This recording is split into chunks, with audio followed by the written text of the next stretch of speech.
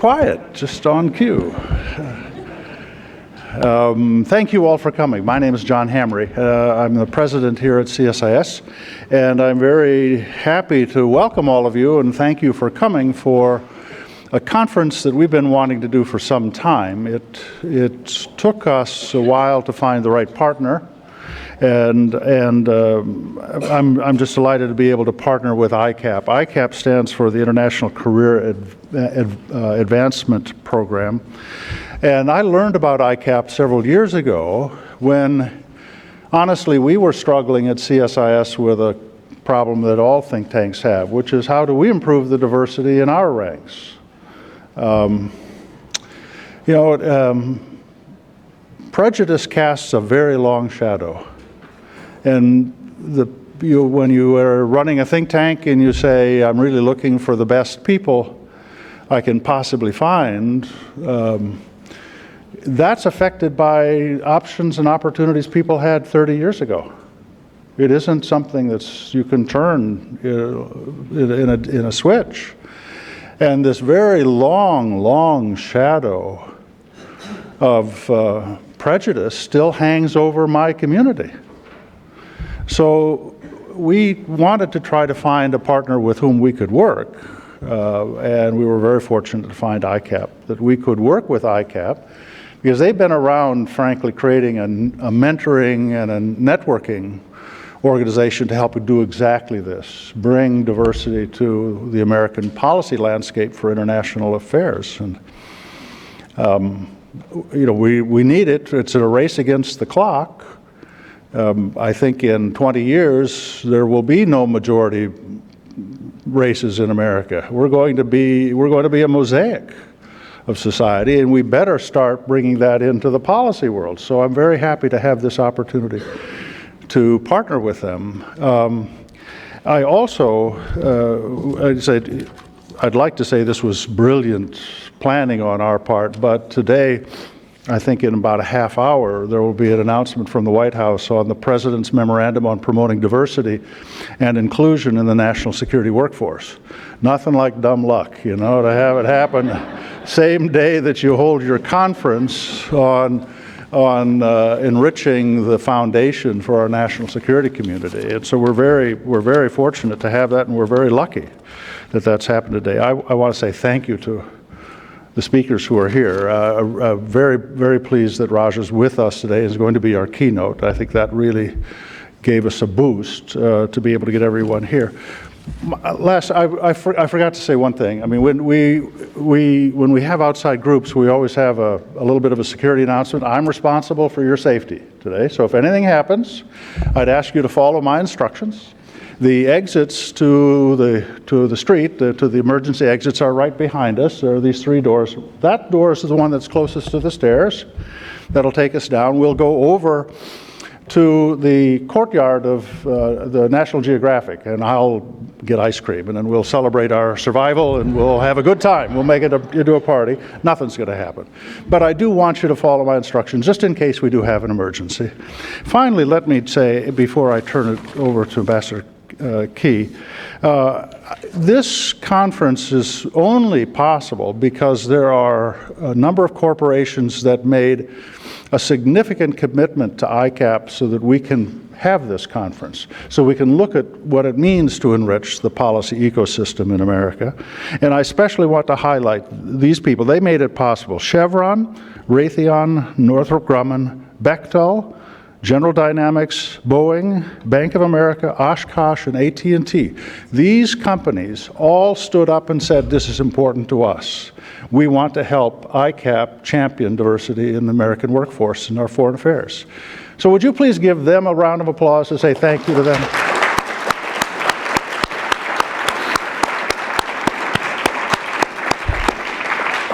And there are promotional materials that are outside, and would welcome that you pick those up and to enrich your own insight about their work. Let me turn this over now to Charlotte Key, and she heads the ICAP Alumni Network, and it's our commitment to be a partner with ICAP going forward, because we need this for Washington, we need this for the federal government, we certainly need it for America. Charlotte, would you please join us, please? Please welcome her with your applause.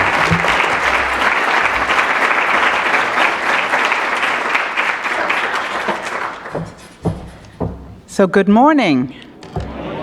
One more time, good morning.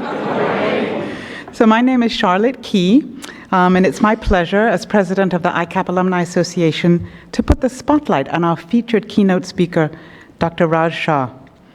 You all know him as former USAID administrator, as former Undersecretary of Agriculture for Research, Education, and Economics, or maybe as director at the Bill and Melinda Gates Foundation. But with his permission, first I want us to all show our appreciation, admiration, and respect to Dr. Hamri. He has graciously opened this incredible building, assigned his brilliant staff to convening a select group of dynamic speakers, and applied his fortitude to securing an incredible group of corporate sponsors. Dr. Hamri recognizes that ICAP is the only entity in the US that is focused on mid-career professionals in the foreign affairs arena. And he firmly believes that from US business to US government to the nonprofit sector, that we need to reframe our commitment to cultivating and advancing globally competent, multiculturally versed leaders and managers if we are to compete effectively as a country on the global stage. What is the International Career Advancement Program, or ICAP for short? Let me give you a few little pointers here. So as I said, ICAP is a unique professional development and leadership program for mid-career professionals in international affairs from underrepresented groups that cut across employment sectors, gender, ethnicity, sexual orientation, and religious commitments. ICAP has 440 alumni and 40 senior mentors and advisors who assist in the program, and we're in the process of adding 30 new fellows this year who will make up our 19th cohort. The demand is great, as we get about 150 applications each year for 25 to 30 slots, with about 100 who fully meet our 6 basic criteria. These include 7 or more years of professional experience with significant accomplishments, facility in at least one language other than English, a graduate degree, a demonstrated commitment to diversity and inclusive leadership, a willingness to mentor those junior to them, and 6th, a commitment to support their peers and advance the common goal of achieving inclusive leadership in the US, reflecting the demographic diversity of the US population. So you ask yourselves, what is the value of ICAP? I can point to third-party validation of our value. ICAP was recognized in 2 categories in the Economist's 2015 Global Diversity List as among the top 10 ethnic diversity networks. Ambassador Ruth Davis and the founder of ICAP, Dr. E. Thomas Rowe, were both recognized by The Economist as among the top 50 diversity professionals. ICAP has also been recognized in legislation of both the U.S. House of Representatives and the U.S. Senate as an important and successful leadership program for the underrepresented. Perhaps a better question is to explain what ICAP means to me. Why have I been part of ICAP since 2000? Well, there's the ICAP connection. We offer multiple networks and strategic partnerships, which is what's needed to thrive and advance in today's global world. ICAP helped me navigate from U.S. government to corporate to nonprofit international development, and now back to federal service at the Peace Corps. I have a 5-year strategic plan, and this is what ICAP brought to me. They asked tough questions and really made me focus on what I needed to do to move it up in terms of my career. There's the ICAP Access, and an array of incredible individuals. I can get to government, NGO, private sector, university, think tanks, foundations, leaders, experts on Sudan, Syria, Zika. We have 6 current and former U.S. ambassadors, including Ambassador Gina Abercrombie-Winstanley, Ambassador Deborah McCarthy, Ambassador Lina Gutierrez, who are with us here today, and other incredible leaders like Latanya Mapfret and Sandra Riviera.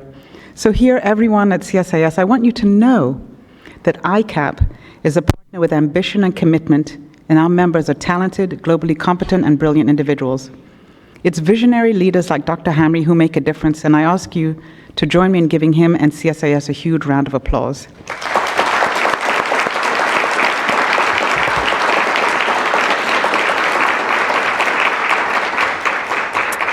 So now on to our keynote speaker, Raj Shah, Dr. Raj Shah. He's well known here and globally. He also understands that for America to be globally competitive, It needs diversity of thought, geographic, gender, age, and ethnic competencies. Let me share a few things about him that you might not know. When he started, as he doesn't know what I'm going to say, when he started as USAID administrator, the youngest USAID administrator, so he's almost a mid-career professional in our world, his first call was with the president to coordinate the US government's response to the devastating earthquake in Haiti, less than a week into his tenure. Dr. Shah grew up the son of immigrants from India, and that compelled him to a career in global health development. When he was a child, his parents took him to India and showed him the real India.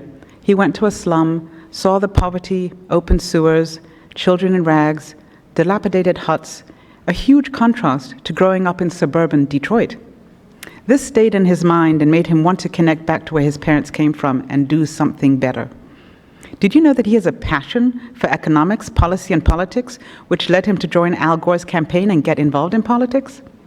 There's his innovative thinking.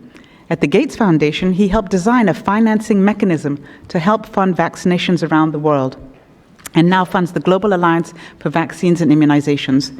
Gavi has vaccinated over 440 million children, helping to change the funding model to provide vaccines to populations in low-income countries that otherwise wouldn't be able to afford them.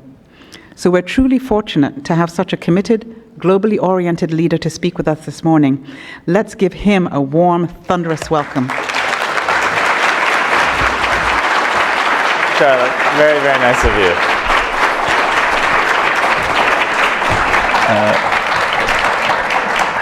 Thank you, Charlotte, for that kind introduction. Good morning, everyone. I was a little worried when you started, but that was very nice and very generous, so I appreciate it. I particularly want to thank Dr. Hamre. John, thank you for hosting us here and having and putting your energy and effort into ensuring that you understand perhaps more than anybody that it's not just about policy and debate, it is also about people. And this is an important setting in which we can discuss and we all can learn together how we can create a more diverse national security, foreign policy workforce here in the United States. Beverly Kirk, thank you for your tireless work to make this all happen. I'm no longer in government, so I no longer do this, really. But I thought this topic was just so important and so meaningful. And frankly, if we're being honest, for those of us that have been in certain types of roles in government, so hard to work on and make progress on, and so prone to kind of rhetoric and talking points, but lack of progress, especially at the highest levels of the federal workforce in specific agencies, which I'll talk about, that I thought, I appreciated the invitation to be with you to both share my thoughts, but also learn a little bit from a very distinguished audience. So thank you. Look, we're here today to talk about the vital role of diversity as measured by the diversity of people in our workforce. And often, and we will spend some time thinking about how that takes hold in terms of race and ethnicity and sexual orientation. But one of the things I learned in my time in federal service is that the concept of diversity really ought to be thought of as absolutely broadly as possible. Having diversity of thought, diversity of backgrounds, diversity of ideas, diversity of skill sets and personal experiences and family backgrounds. And for USAID, an international agency with, when you count our foreign service staff, almost 10,000 people in 70 countries around the world, diversity of experience working with a whole range of communities that sometimes have very different beliefs than we do right here in this part of Washington, D.C., is actually quite essential for us to be able to execute on, in that setting, our global security and prosperity mission. And to that end, we did actually try to do a lot to expand the group of people that were working together on global development. We brought in communities from around the world. We made real efforts in our senior executive service and our foreign service cohorts to improve our performance on diversity. We created new institutions and new programs that structurally, I hope, will allow USAID and other parts of the federal government to reach in and find scientists and academics and folks with different backgrounds and bring them in and make them part of the team. And usually I would share with you all the data on our performance because data lends credibility to all of those statements. I'm not going to do that today. I'm not going to do that for a specific reason. I was talking to a friend who's still at 8, and I said, well, remember how we used to do? We used to sit down together and argue about, how are we performing relative to the federal benchmark on any one statistic as it related to diversity in our workforce. And of course, we're always looking for good public presentation of our progress and our efforts. And so I'd say, okay, Angelique, tell me where we were below the federal benchmark and where we're now beating the federal benchmark because of all these efforts we took. And so she came back, she said, well, one area is Hispanic Americans in the senior executive service. We used to be way below the federal benchmark, now we're way above it. I said, oh, that's great, excellent. She's like, yeah, that's Maurizio and Juan Carlos. And you realize, it is true, that was 2 people. That was 2 people. But in my old job, you're always going out there trying to demonstrate real progress. And so you'd say, I'm proud to announce today that we've gone from below the federal benchmark to above the federal benchmark. And you'd thank like 25 people for making that happen. And but the reason I say that is it's important to, first of all, Maurizio is awesome. He ran the small business division of USAID, which was the only group in my entire leadership team there that got a score of A from their external kind of auditors year after year after year. And Juan Carlos came in to run the civil rights division and did exceptional work. And so both of them are superstar leaders. But the point is, the statistics can sometimes obscure how hard it is to just make progress piece by piece, especially in the highest levels of the federal workforce where accumulated experience and opportunity really positions you to either get those jobs or not get those jobs. And so I'm not going to go through a litany of statistics today, but I do want to share with you a few things we did try to do to improve our performance on racial, ethnic, sexual orientation, cultural diversity in the federal workforce at USAID. The first was in the Foreign Service in particular. Well, let me start with the Civil Service. In the Civil Service in particular, just the reality of it is most of our diversity, statistically, was in the lower GS grades across the agency. So we had to look at that, analyze the data, put in place programs that helped people have a ladder of opportunity from GS 6, 7, 8 type positions to GS 11, 12, 13 type positions. And one thing I learned was that's just really, really hard to do. You got to put effort and intention, and you got to find usually leaders from diverse backgrounds that are GS 15s, 14s, and 13s and get them inspired to take on the mentoring task to make sure that we're training people, giving them opportunity, and not just slotting them into the relatively lower grades in the federal system in an effort to allow them to rise up and have more diversity in the more senior positions.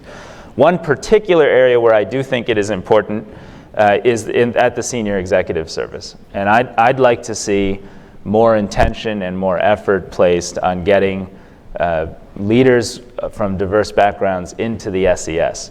At USAID, I know at the State Department, throughout our foreign service, the SES is such an important cohort of senior executives who are respected, who are talented, who are moved around from task to task, and whose influence pervades agencies and institutions that are tens of thousands of people. And I think we got to place more effort on that in order to sort of get there. We put in place fellowship programs like the Payne Fellowship, named after the late Representative Donald Payne, to get students from Howard University and elsewhere into the system early so they got exposure and experience. And in fact, I think there are a handful of Payne Fellows that today are working at USAID in different roles, and then will, like the Presidential Management Fellowship and other such programs, then have, frankly, a leg up in joining the workforce in a way where they have a path towards leadership. So that's in the civil service, and it takes a lot of effort and intention, and we got to recognize, especially for a foreign policy crowd, that the civil service is part of our foreign policy apparatus, a big, important part. A second piece is the foreign service. And here, because of the way the foreign service hiring, growth, and experience development rules work, we just all have to place far more effort and intention on getting a diverse workforce on the intake into the foreign service and then retaining folks through a number of efforts as they grow in that system. At USAID during my tenure, we more than doubled the size of USAID's foreign service. And I want to thank Republicans and Democrats in Congress that came together to make that happen. Because that was during years of sequestration and some other things that you all will remember, but that made it hard. One of the things I really appreciated was the team in human resources that put that program together created something called the Development Leadership Initiative, went out proactively to HBCUs, historically black colleges, universities, and other institutions to recruit talent for that program. And had we not done that, we simply wouldn't have had the strong performance in diverse intake. Now, granted, these are people coming in as at entry level to the foreign service, some mid-career professionals, but frankly, it's very, very competitive. When I was appointed administrator, I was 37 years old, and I said, I sat with the DLI, the first DLI class I met, and I read their resumes, and they all speak 4 languages, and they all had 5 years of work experience abroad, and they all have graduate degrees, and they all just were superstars. And I made the point that I didn't technically qualify for USAID's foreign service according to the criteria they had established. I'm not sure how that went over, but we got there over time. But you get the point, and we got to put a lot of effort and intention in recruiting and intake. And then we had to invest a lot in ensuring that the senior leaders that had diverse backgrounds were given big, prominent roles and had the ability, time, and were credited for the role they played in mentoring. One of the things I think the Foreign Service does very, very, very well when it's working is people who have grown up in the Foreign Service have a real commitment to that cohort of the federal employment picture and put a lot of their own personal time and effort and energy into mentoring and taking care of junior members of the Foreign Service as they kind of make important career decisions.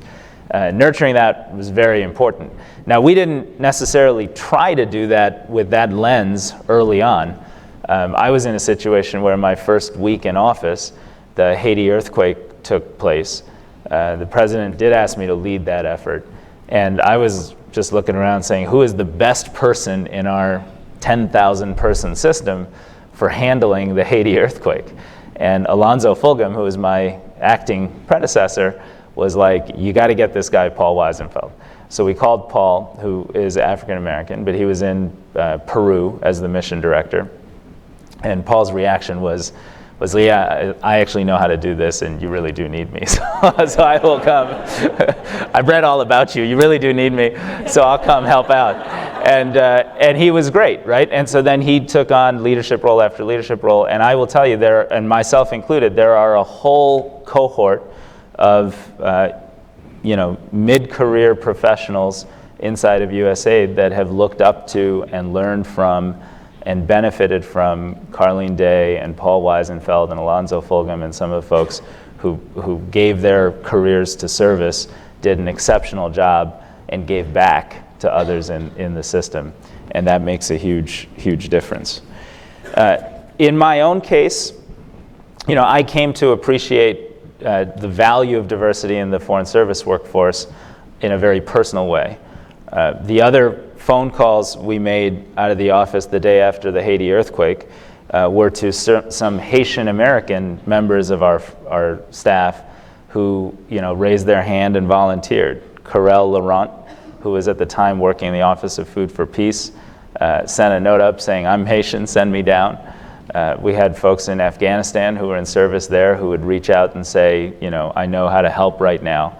And I'll tell you, at a time of panic and crisis, when you have to implement, in that case, the world's largest humanitarian response effort in our history, but also operating in the fog of disaster without a lot of data and information and counterparts to work with, having those types of individuals in our foreign service and in our civil service who are willing to go to Port-au-Prince and be a part of the solution was absolutely invaluable. And I will tell you, because of their courage and their sacrifice, we saved more lives, and we did a better job of serving those in extreme need in that moment.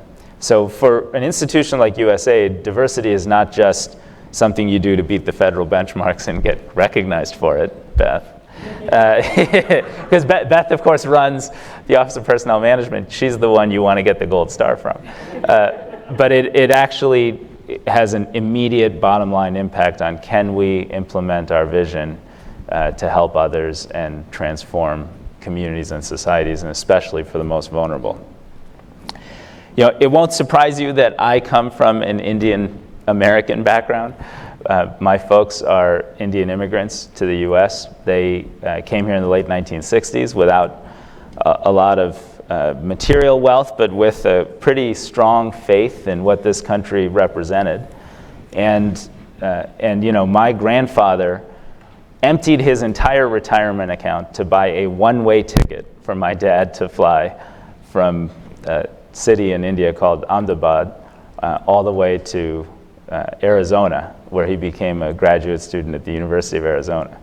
And they did that because of this abiding faith that somehow life would be fair, would be just, there would be more real opportunity for a young Indian immigrant in that context, hardworking but without wealth, my dad, to make something of himself and to give his family an opportunity to succeed and to thrive. And that spirit is really the spirit you're here today to protect and enhance.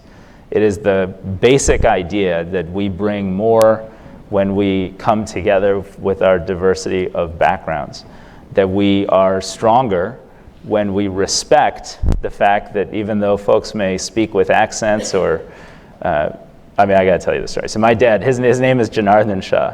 Janardhan is kind of a longer first name that is difficult to pronounce to some. So when his professor was writing the students' names up on the chalkboard, like his first day of class, he kind of looked at the name and like erased everything but the J-A-N, and he's like, how about we just call you Jan? Which is a story I only found out like 2 weeks ago because I just thought my dad preferred to be called Jan. That's kind of the old way of doing things. Today we need to be in a world where we respect each other. We put effort and energy into learning how to pronounce that name. We go the extra mile to make sure that people from different backgrounds are welcomed. Sometimes people would ask me at USAID, they'd say, well, you're doing a complex famine relief or resilience program effort, and you'd go into a room and you'd have 4 different video conferences up in the same room with our missions in Ethiopia and Senegal and Peru and Haiti and the US all kind of communicating together. And because 70% of our global staffing were foreign service nationals, you'd have Haitians speaking to Ethiopians, speaking to a brilliant Somali American who happened to be working in the Senegal office. And it does slow things down in just the dialogue, right? Because you got to put more time and effort into creating an environment where people can interact. But ultimately, their ability to share based on their backgrounds and what they've experienced personally and professionally is so unique and so special that I used to say, there isn't another institution on the planet that can do this right now the way we can do it. But you only get there if you slow down, create the space for that kind of dialogue, and genuinely respect, value, and treasure the diversity that ultimately just makes you better. Now, I will just conclude with 2 stories. The first is when the Ebola crisis hit this country, but most importantly West Africa, there was a lot of debate around how you would go about addressing that crisis. And you all might remember that in this very town, there were a lot of folks that were panicked about getting Ebola here.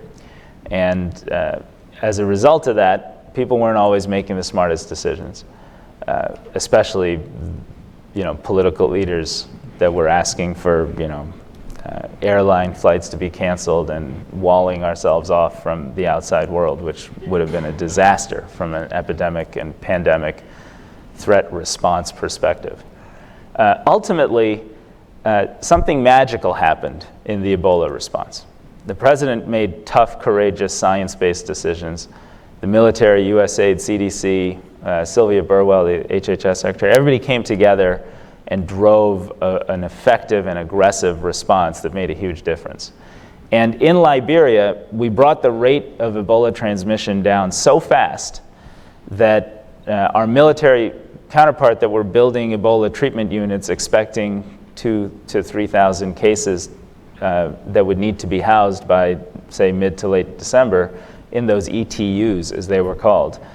Those ETUs ultimately went empty because the rate of Ebola went down so fast, so much faster than anyone appreciated or understood it could, that it turns out we didn't need them. Now, the reason that happened was actually grounded in a specific insight related to deep cultural knowledge of rural Liberia.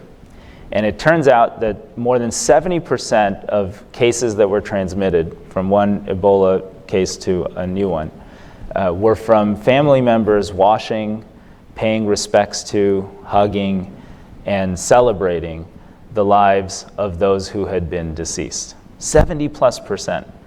So a group working with USAID called Global Communities, a group that had been living in these communities for decades and doing NGO work, and most importantly, understanding and respecting the local culture and customs, said, okay, while you guys go and do all this, this bigger picture work, we're just going to try to design a burial team strategy that can go in and very respectful of these local customs and in a very dignified way use WHO, the World Health Organization, approved body bags and remove people who have died of Ebola in an epidemiologically safer way.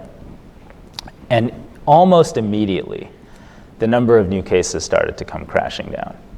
It was that insight, which was a cultural insight, and it was their ability to do that work with deep cultural respect of others that made all the difference. And then the UK government tried to do the same thing in Sierra Leone, and it didn't work quite as well or quite as fast, in part because they didn't have that long-standing cultural connection to the local communities. So from a USAID perspective, a developmental perspective, a perspective of how we project power and influence around the world, respect for culture, respect for diversity, and an understanding and a willingness to listen is absolutely essential to how we conduct our foreign policy.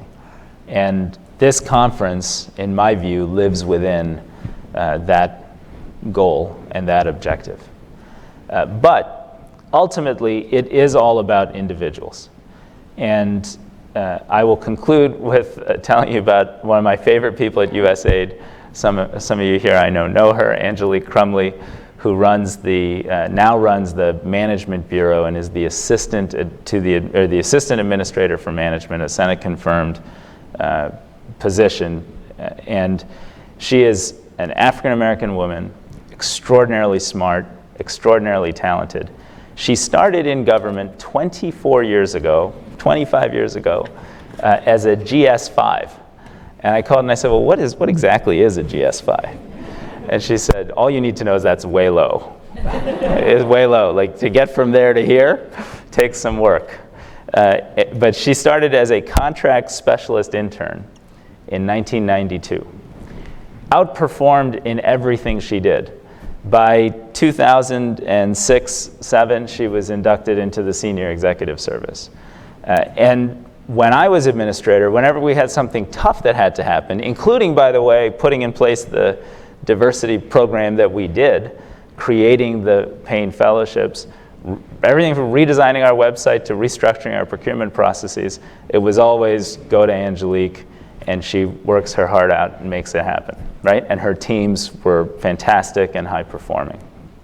And so in July of 2013, she got sworn in by me as our assistant administrator for management in the M Bureau. And ultimately, I tell her story because I don't know that there are a lot of people that have made it from GS5 to Senate confirmed swearings in.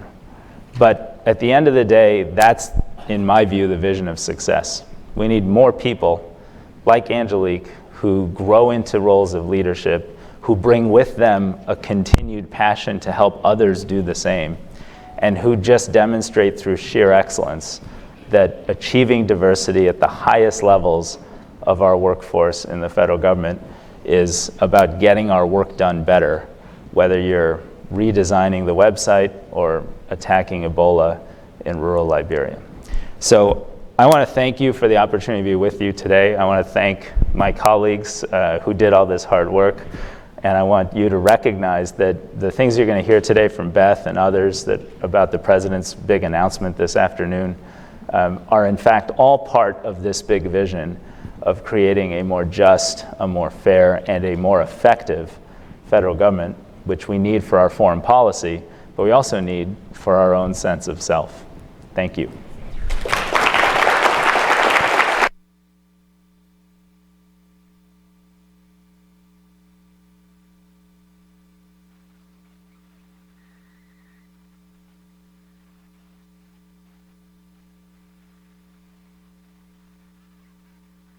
Try that one more time, just like Charlotte did when she was up here. Good morning, everyone. Good morning. Perfect, perfect. I am so thrilled that you are all here.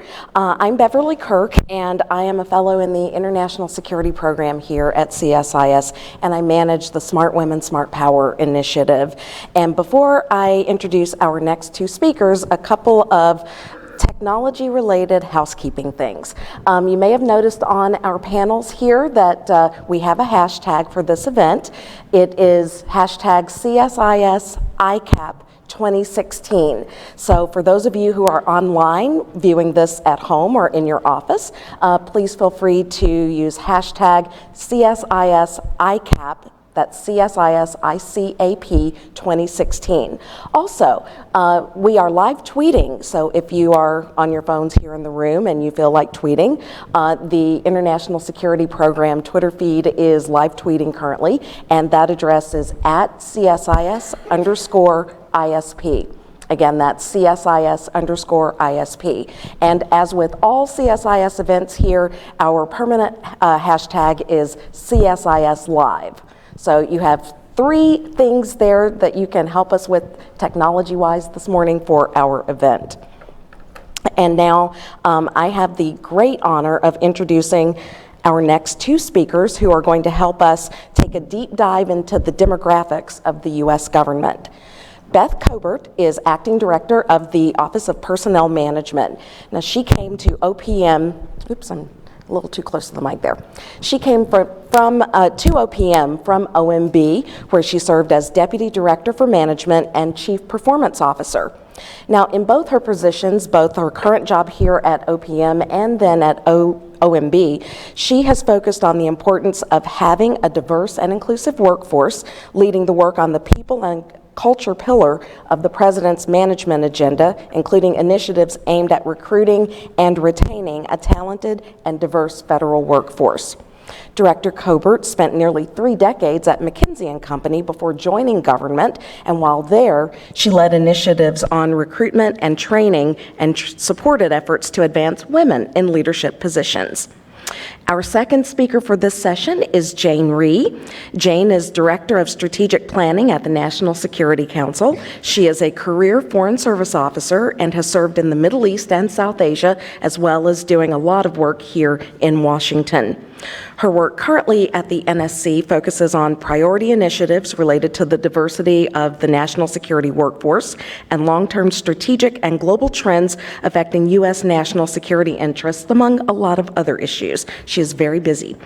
She previously served at the NSC as the Director for Iranian Affairs, during which she advised the President and senior administration officials on the U.S. government's strategy for the Iran nuclear negotiations.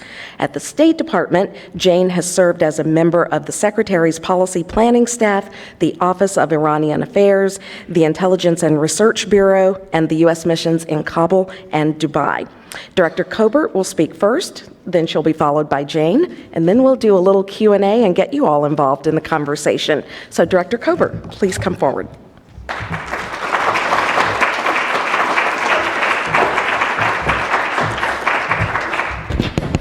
Thank you, Beverly, for that introduction and for the great work you do to lead CSIS's Smart Women, Smart Power initiative. I'm really delighted to be here today and to be part of this very important program, focusing on how we can expand diversity in this section of the federal workforce and how we can make sure when we have that diversity, we're creating an inclusive environment as well. As Beverly said in her introduction, before I joined the federal government, I spent 29 years at McKinsey & Company. And as one of the firm's first women senior partners, I know how important it is to make efforts to nurture and mentor diverse talent in the private sector and in the public sector. During my time at McKinsey, I spent a lot of work both at McKinsey and with our clients thinking about how we could bring in more talent, more diverse talent. And so for me, building a diverse workforce is both a personal mission and, frankly, a critical practice that we need for success in all of our missions. I want to talk today about the administration and our commitment to diversity and inclusion, what we're doing to help realize the President Management Agenda goal of creating a federal workforce that reflects the American people whom we all serve. And I'm pleased to share, and we'll talk a little more about this later, that President Obama has signed a presidential memorandum on promoting diversity and inclusion in the national security workforce just this morning. It was good timing, although not planned, but it's fortunate that we're all here today to benefit from it. The memo, which will be in the Federal Register by week's end, provides guidance on diversity and inclusion policy implementation in the national security workforce, including on the collection, analysis, and dissemination of critical data to address potential barriers to equal employment opportunities. It also highlights the importance of professional development and training, as well as leadership and engagement and accountability. Now, as I've spoken in many sessions, if you've heard me before, you've learned that I'm a bit of a data geek. I love data. I think data is really helpful to advancing our progress and holding ourselves accountable for results. Using data, departments and agencies, and with the incremental data we'll be getting through the implementation of the presidential memorandum, departments and agencies will be able to more easily identify workplace talent gaps and the efficiency and effectiveness of their diversity and inclusion efforts. The data will also be available to the public to help all of us understand the progress that we're making as a government. So I want to start by outlining a bit about the state of diversity within the federal government now and what we're doing to broaden representation in the workforce. As I said, we need to draw from the experience and backgrounds of individuals from every community in the nation. We know that if we have more diverse talent and when we capitalize on that input, we get better results. Administrator Shah talked about just a couple of examples, and I'm sure all of you in the room can think about your own experiences where having that diversity was vital to our success in our mission. Given that, diversity can't be an add-on. It can't be this activity on the side when we're thinking about the mission, including the missions in the national security space. It has to be seen as critical. Without that insight, without that perspective, we can't make decisions that are as smart. When we get that linkage in mind, that's when we can make steps towards transformation. In the development of the presidential memorandum and other efforts in the administrations, I've had the honor of sitting in on discussions with the national security leadership on the topics of diversity and inclusion. And having sat through those discussions, I know how important that group views this as part of what they need to do to expand the representation in their ranks so we, again, can get the benefits of those insights and perspectives. We need everyone throughout those agencies and throughout governments to adapt that mindset, to adapt this linkage between diversity and inclusion and mission. And until we have that vision and that commitment, we won't make the progress we need to make. In a few minutes, Jane Reed from the National Security Council will speak about the Council's efforts on diversity initiatives, and then we'll take some questions. But as I said, I'm a data geek, so I want to share at least a little bit of the data. So a few data points on the federal workforce at large to put some context here. The data is as of September 2015, which is the last data that we have available. A number of representative statistics for you. African Americans comprise 18.2% of the federal workforce, but they comprise just 11.4% of the senior executive service.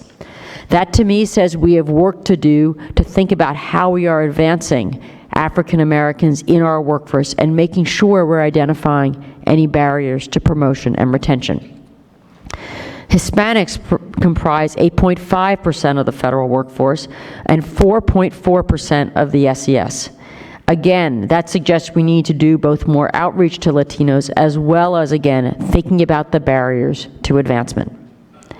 Employees with disabilities represent 14.4% of the federal workforce. In 2010, the President issued an executive order challenging federal agencies to become a model for the employment of people with disabilities and increase the employment of people with disabilities by 100,000 people in 5 years. And I'm delighted to report that we have met and exceeded that goal of 100,000. In looking at some areas with a national security focus, OPM estimates that minorities comprise 32% of the federal cyber workforce and that women are 25% of the cyber workforce. Now that does exceed many of the benchmarks in the private sector, but still does not lead up to our expectations. So those data points show that while we've made some progress, as Administrator Shah said, we have more work to do. So what are we doing collectively to try and address these issues? One of the most challenging barriers to diversity and inclusion is unconscious bias. An aspect of unconscious bias that we work to guard against in federal hiring is the like me bias. Each of us looks at candidates and looks at folks and says, is their background like mine? Because if they are, they're likely to be qualified. We need to find a way to fight against those perspectives. We're working on that on a number of different fronts. More than 15,000 federal employees and managers have been through a program sponsored by OPM called the New IQ Training. IQ stands for Inclusion Quotient. It's one of the things we track in the Federal Employment Survey. And this training focuses on the issue of unconscious bias. And we're working across the government to put in place effective programs on this, both in terms of the hiring process and in terms of advancement. We know we can make a difference, and let me give you one example. The U.S. Department of Agriculture decided they wanted to focus on this, in particular to focus on increasing diversity and inclusion in their SES ranks. And so they set about a new approach to bringing candidates into their SES career development program and advancing them. They did a number of different things. One thing they did, which is a practice you'll find in other sectors, is to have a blind application process. Individuals' names were removed from their applications. They also did extensive outreach to candidates who were underrepresented who might not have thought of applying themselves. Through the combination of those efforts over the last 2 years, they've seen a significant increase in the number of women and minorities in their SES ranks and candidate development program, setting the stage for either further advancement. OPM is also partnering with a number of different organizations, stakeholders like the League of Latin American Citizens, LULAC, the Congressional Hispanic Caucus, the Congressional Black Caucus, Advancing Minorities in Engineering, AMY, to piggyback on their leadership training that they facilitate to help create awareness of opportunities and encourage people to put themselves forward for advancement. We know we need to reach the pipeline at all levels, both those already in public service and those thinking about entering. This summer, I had meetings with representatives from a number of HBCUs and shared with them more information about Pathways programs, about the Presidential Management Fellows programs, and understanding what it takes to get individuals from those institutions more excited about public service. Since we're focusing on national security, I'll again come to an example from our work in cyber, an area where we deeply need to grow talent. As we built the administration's cyber human capital initiative over the past months, we thought about diversity and inclusion as an entire part of the development process, not something we wanted to add on at the end. So we worked with the Office in Science and Technology Policy, who's working to bring more diverse talent into STEM fields. We worked with institutions, particularly institutions with high representatives minority populations, to think about what they can do to strengthen their cyber curriculums so that their graduates are ready and able to join the federal workforce. One of the key elements of that plan is expanding cyber education across the nation so we can build a diverse pipeline. We also had, again, a number of discussions with HBCUs, who traditionally have been a great source of talent in the science, technology, engineering, and math arena, to help them understand how to build the programs that would produce the graduates that would have the skills that we need. We're working to expand programs like the Cyber Corps Scholarship for Service that gives individuals scholarships if they join the federal government after they complete their education. We've graduated 2,000 individuals in these programs so far. 97% of the individuals in the program have joined public service, and there's a proposal to expand this program in the President's FY17 budget. So before Jane speaks about specifically what NSC is doing, I want to leave you with a couple of thoughts, consistent with what Administrator Shah had said earlier. We need all the individuals in the room to continue to stress the importance of diversity and inclusion to this mission. We also all need to have the tough conversations in our workplace every day, using data, even within its limits, to help us understand what are we doing to create an environment, not just that has a diverse set of people at the table, but an environment where their voices are reached out to and heard. What are we doing to make people feel like they can be part of the team that can advance?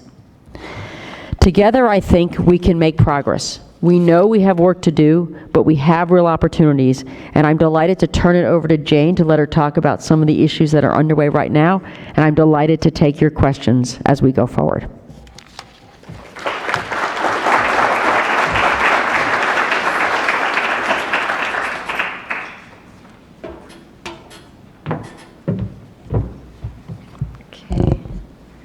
Good morning. Thank you. Good morning. Thank you to CSIS for organizing this event, to Beverly, to Dr. Hammer, and Charlotte, who I've gotten to know over the past year working on this issue. She's really one of the most passionate and steadfast champions of this issue, so I'm really glad to see her in the front row today. I'm really glad also to be here for two main reasons. First, also to join Beth, another one of those champions that I've gotten to know over the past year. I've worked a lot with her and her team over the last several months to work on exactly this issue that's the topic of this event. And related to that, the second reason I'm really glad to be here today is to talk about this presidential memorandum. As Beth said, it is fortuitous timing, but I'm really glad that it actually worked out. Literally, it went out maybe around 9:39, so I get to talk about it now. So let me just say a few words about what the memorandum is about, and taking a step back, how it came about, so you understand the context, what we put in there so that what it's designed to try and do, and then also what we want to try and do with it, with your help and your involvement in doing exactly what the topic of this event is, which is enriching the ecosystem around it. So, as Beverly mentioned, I work for the Strategic Planning Directorate at the National Security Council. In coordination with our leadership, including Ambassador Rice, we focus on identifying long-term, cross-cutting trends that we assess will have an important impact on our national security. And we work with different departments and agencies to adapt our posture and our thinking in order to more effectively address those trends. One of those issues that we've been looking at for a while now is looking at the talent and diversity of the national security workforce. We want to make sure that it's going to be well-positioned and well-equipped to have all the skills and backgrounds and perspectives that we need to really address the wide array of challenges and opportunities that we see in the national security space today. Now, if you look over the last 8 years, people like Beth and others in the administration, and of course the president, have already taken a number of steps to promote diversity and inclusion across the broader federal workforce. They've done a lot of executive orders and other presidential memoranda and other efforts in coordination with Congress to do things like promoting fair pay and workplace flexibility, modernizing leave policies, and encouraging federal employment of veterans, people with disabilities, and other underrepresented groups. So this is something that the administration has prioritized across the board to make sure that we're drawing on all parts of our society and to sustain, what we can do to make a talented and productive workforce for the American people. In 2011, one of the steps that the president took was to issue an executive order that would establish a coordinated government-wide initiative to promote diversity and inclusion in the federal workforce. Now, at the NSC, consistent with that effort, what we decided to do was to engage different departments and agencies that we work with on a regular basis, including the top leadership, and to hear their views on diversity and inclusion, how it factors into their work, the challenges they face in promoting it, and what are some of the efforts that they've already taken to address some of those challenges. And what we heard across the board from all these departments and agencies, from all the secretaries and directors that you would think of, from state and defense, intelligence community, USAID, Homeland Security, and a number of other agencies, is that for them, diversity and inclusion are critical to their mission. It is what Ambassador Rice calls a national security imperative, and no one disagreed with that. Everyone was very much on board with that concept. There are a few common reasons. It's not just nice to do. It's not, as Beth said, it's not just an add-on that they would like to use to say, oh, look at our diverse workforce. It's really at the core of what they are trying to do when they look at the ways to improve their workforce. First, the reason being is that mission success depends on the people that you attract and the quality of the talent that you have to advance our national security interests. And if you look at the long-term demographic trends, today you'll see in a blog post by Ambassador Rice, she mentioned one statistic of, we already know that, we're trending toward a more diverse population across the country. But if you also look at who's getting post-secondary degrees, who's studying abroad, who are these folks who are, in the pipeline now to come into national security careers and who we would love to have, that's also becoming more diverse, whether it's in terms of minorities or gender. So we know that that's there, and we want to be in the right position to take advantage of that and to hire them into the places that we want them to work. In addition to that, once you recruit that talent, inclusion and diversity is about making sure that you invest in their ability to develop their potential and to advance on their merits. We want to be able to bring those skills and backgrounds, the diversity of thought and creativity that Raj was talking about, to encourage innovation and problem solving. And that's what we need in national security more than anything else, and that's what research suggests is enhanced by diversity. And lastly, in addition to all of those, for the national security workforce, I would argue, and so would our leadership, that it's about showing leadership both at home and abroad. One of the things that makes that the president's national security strategy says, if you look at it, is that what it does, it recognizes that the talent and diversity of the national security workforce is actually a really big asset that we have that enhances our ability to lead on the global stage. When we are able to represent the people that we serve, and we reflect their diversity at all levels of our government, that can only strengthen our ability to advocate for our values and for our interests with the communities and governments that we engage, both at home and abroad. So based on those reasons, having that laid out, what we identified was an opportunity over the last year, and that was to collaborate on a strategy to try and leverage and reflect this diversity in the workforce that we have. And the way we did it, we worked with some of the agencies that I mentioned, Departments of State, Defense, Homeland Security, USAID, the intelligence community, FBI, parts of Justice and Treasury where they have national security components, was to accelerate this progress, and we tried to do it along 4 lines of effort to make it as comprehensive as possible. First was to look at that pipeline that I mentioned and to try and strengthen it so that we could get that diverse talent into national security positions. Second was to look at the retention and advancement of diverse talent at the mid-level. That's where programs like ICAP are critical. Third, it was to encourage greater leadership, engagement, and accountability. And fourth was to build support among external stakeholders, including Congress, universities, and also think tanks, which is why this event is great. So when we were discussing how to advance our efforts in each of these categories, we came up with a list that we thought would help achieve our objectives. And that list was based on a survey of best practices, looking across the different departments and agencies that we were working with, but also across the broader federal government and in the private sector as well. And ultimately, much of that list is what you'll find in the memorandum that was issued today. It's an effort to encourage efficient and effective adoption of these policies. And what we wanted to do was to lift them up in this memorandum and to provide some clear guidance on how we wanted them implemented so that departments and agencies can really move the ball forward on this issue by using a few key tools. And the three that we focused on were data, professional development, and leadership, because we've seen that that's what works. It's not maybe sufficient, each one by itself, but as a whole, it can do a lot. On data, what the memorandum does is provide guidance on collecting, analyzing, and disseminating data so that departments and agencies have the metrics they'll need to assess how well they're doing to attract talent and where they could be doing better. It also asks that it makes it more transparent to the broader public and also to the workforce and the leadership so that we make sure that that information gets out there and that the transparency leads to greater accountability. On professional development, the memorandum asks departments and agencies to engage with their workforce and provide those opportunities to hone their potential and create an inclusive environment that's based on merit system principles. The example that Beth talked about with USDA, that's something that we have tried to adapt into the memorandum so that other departments and agencies will have more formal professional development programs for people like you to participate in and demonstrate that you have the qualities that to make it into the senior service of your respective organizations, and to do it in a way that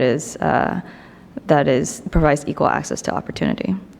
On leadership, the memorandum encourages departments and agencies to recognize and reward efforts to mentor and sponsor talent from all backgrounds, to think about who they're appointing to things like external advisory boards, because that's decisions that they make, and that's an example that they set, and to provide training on unconscious and implicit bias, especially to those in the leadership and management positions.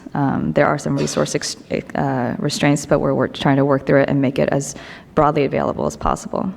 So taken as a whole, what the memorandum does, hopefully, is provide a roadmap for how we can cultivate a national security workforce that harnesses the best talent we have, regardless of background and other characteristics, and to really promote the values that we embody. What I would say about this memorandum, as happy as I am today that it is finally out, having worked on it for a few months, my hope is that all of you will be involved in making it a living document and running with it, because I look forward to the day already when so much progress has been made on all of these efforts that it becomes overcome by events. So that's my hope, and that's what I would hope. I'm happy to talk more about how we can do that. But really, it is the beginning of a process. I've been very fortunate that I came back to the NSC in part specifically to work on this issue because it's something I care deeply about, but also I knew that I had the leadership support for it, and that's really important for this issue. Obviously, from the president on down through Ambassador Rice, and then if you look out across the interagency, seeing the heads of different departments and agencies really engage on this, even before this whole initiative started at the NSC, that they were taking individual efforts. And I want to actually mention them briefly now in closing, just so you understand kind of where, how the memorandum fits into as a step along, all these other things that are already happening, and with the hope that that motivates you to kind of go forward and take it. So, over the last, I'd say, when we talk about the national security workforce, a big chunk of it is the military. And, there's, over the last several years, in terms of what they've done for LGBTQ personnel and for women being able to serve now in combat roles, those are huge strides that we've made under this administration with the support of this president. And I think that that's, they're an institution that remains widely respected in American society. And so I think it's really critical that they continue to take those kinds of steps under Secretary Carter's leadership and others. The CIA, some of you may know, over the last few years, they've commissioned some external studies actually to look specifically at diversity in their leadership, looking both at minorities and persons with disabilities and also women. And Director Brennan made the decision to make those public. You can go online and find them. And you can also look at yearly progress reports. That's critical, right? It's not just the studies, which lots of different organizations do, but he's actually taken the steps to be transparent also about their implementation and their progress toward the recommendations that have been provided in the reports. Under Director Comey, when he came in, he literally changed their core values. I think they had 7 before he came in. Things like obedience to the Constitution, integrity, fairness, and to that list, he decided to add diversity when he first came in. And he's also spoken pretty openly about his desire to have a more diverse workforce at the FBI. Earlier this year, ODNI, the Office of the Director of National Intelligence, they published their demographic report for the intelligence community for the first time. Again, this is a community that is not known for being transparent, rightly so for many reasons, but this, Director Clapper has been in this business for a really long time. I've heard him speak about this a number of times. He has several personal experiences that I think really have shaped his views on this issue, and I commend him a lot for taking this step. This is a report that, Congress had mandated about a decade ago. So they've been doing it for about a decade, but this year he decided to make it public so that they can be open about the challenges they face and what they're trying to do about it. DOJ, the Department of Justice, they announced in June that on the issue of unconscious and implicit bias training, they're going to provide it to those working in law enforcement, for personnel and for prosecutors. And then I'd say, USAID, state has a program of diplomats in residence that you may know about. I see some of you in the audience. And, they are placed in schools around the country specifically to connect with talent from across the country in different communities. USAID decided to start their own program, and so they're starting to build that as well so they have greater reach into the pipeline. And lastly, we've had, the memorandum, if you read it, which I encourage you to do, we do acknowledge, this is really important, that Congress has played a really key role in all of this over the last several decades. And a lot of times they're the ones who have pushed departments and agencies to make progress in critical ways. And just this year, we had a budget request for a few $1 million for some of these agencies to work on diversity-related programming, and they expressed their support for that. And that's really important because we want them to be involved on this issue as much as possible too. So that's the progress that we've made so far. I think there's a lot of momentum. I love seeing this event, and the goal, I think, is to keep building on it. Happy to answer questions about what we're trying to do for the rest of the time that I'll be at the NSC, and I really want to thank everyone for the opportunity to speak about this today. Thank you.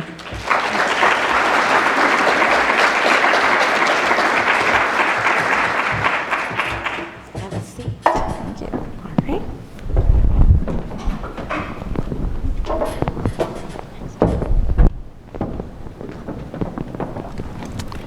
You both set us up for a really fascinating conversation, and there will be ample opportunity for you in the audience who may have questions to ask them. But I'm going to kick the conversation off here by asking about a couple of things that I heard here.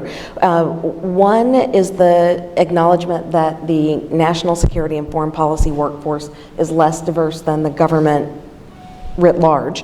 Why is that? Is it education? Is it the application process? For anyone who's been on the USA Jobs website, that's not the easiest way, and that, I think, is the portal for folks who want to apply for a job in the federal government. I mean, what is it? You can start, I'll come back to USA Jobs. So when we were working on with the different departments and agencies, what is pretty readily apparent is that there are a lot of different, for us it's actually not just USA Jobs, it's a lot of different ways that you can come into national security. Obviously the military has its own process, the Foreign Service for both USAID and state have their own process. The intelligence community has slightly higher, different hiring authorities. Mm-hmm. So it's hard to say just there's one reason that would apply across the board. Mm-hmm. I think one thing about that we mentioned in the memorandum is that on average the leadership of these organizations is less diverse than their respective workforces. I think there are specific kind of reasons when you look at the foreign service and the military in particular. We don't have lateral hiring. So retention becomes a huge issue. Advancement is a huge issue. When they lose people at the mid-level, you can't just go out and try to recruit someone in. So it's a soup to nuts kind of issue for them. So that could be one issue that at least that they want to pay more closer attention to, I think. I think what we've also heard from some parts of our workforce is that there's a lot of myths, good and bad, about what it means to work in national security. The cyber issue that Beth has highlighted. We have everything from cyber to development to political analysis to much more kind of on-the-ground operational roles. So it's hard to say like there's just one job, but I think a lot of people, they watch, they have myths from various stories and movies and things like that about what it means. And so we're trying to do a better job of kind of doing the broader outreach and saying, here's what the national security career looks like. It can fit a number of interests and backgrounds that you have, and we want to do a better job of trying to recruit that way. So I think Jane's captured a lot of it. I do want to put in my plug. We have been working over the last few years to actually make USA Jobs a resource for someone seeking opportunities in the federal government. We did an extensive amount of research with users, both individuals applying for jobs and agencies, and have done a major overhaul. If you have not been to USA Jobs in the last couple of weeks, we've actually done a whole new redesign. It looks really different. It is intended to really be a resource. And so when you can go on there now, you can, for example, highlight if you want a career in federal service. If you've been in the Peace Corps, there are different hiring authorities. You can start with that part of the process. And so it asks more about who you are as an individual, what's bringing you here, how you can create a profile, understand whether you're a veteran, whether you're in federal service, whether you're new to federal service. And it is built around new user research, but it is part of an ongoing transformation. We know we have more work to do to help individuals connect their passion for public service in any realm, certainly in national security as well, to the actual opportunities that exist. So go take a look. It's on its way. It is much better than it was 3 weeks ago because we just did a big refresh. So in other words, it's not a deterrent if you're interested in a government job.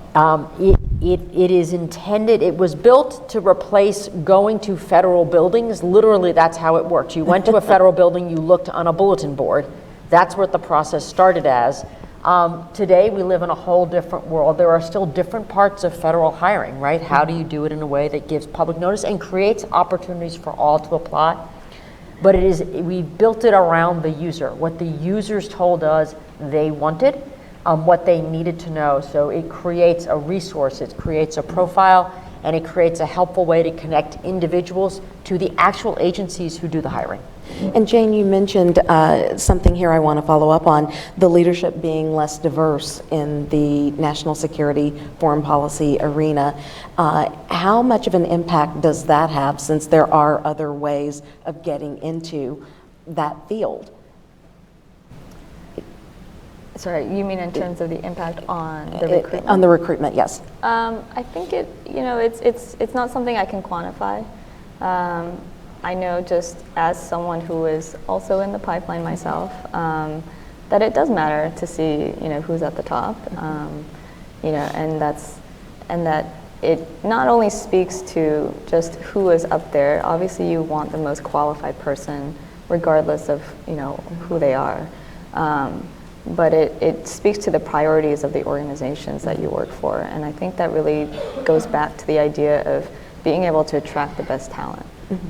You can't say today, where the best cyber person is or where the best political analyst is. It can be from anywhere around the country, right? Always has been the case probably, but especially now. And if you don't send a signal from your organization that you would welcome that person, you're not going to get them. And that person will go to someone else. This is something I think Secretary Carter has talked a lot about in terms of making sure that they're drawing from the broadest pool of talent. they have a special responsibility because they're such a large employer. And I think he's very conscious of the fact that if you're to be competitive in today's economy, not just in the United States, but globally, you know, having diverse leadership is one of the ways, one of the most kind of prominent ways you can send that signal that you are looking for the best talent. And the SES service overall, how diverse is it? You gave us some numbers, percentages when you spoke, but let's talk about the SES level. The SES broadly is less diverse than the federal workforce across the federal government at large. And, you know, it is a critical factor that we've been focusing on through this effort as we create leadership and development opportunities. That's why that's a core element of the presidential memorandum.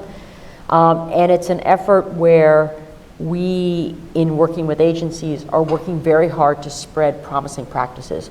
Whether it's the USDA example, where there are other programs where we're genuinely trying to help agencies understand how do you communicate more clearly what the expectations are?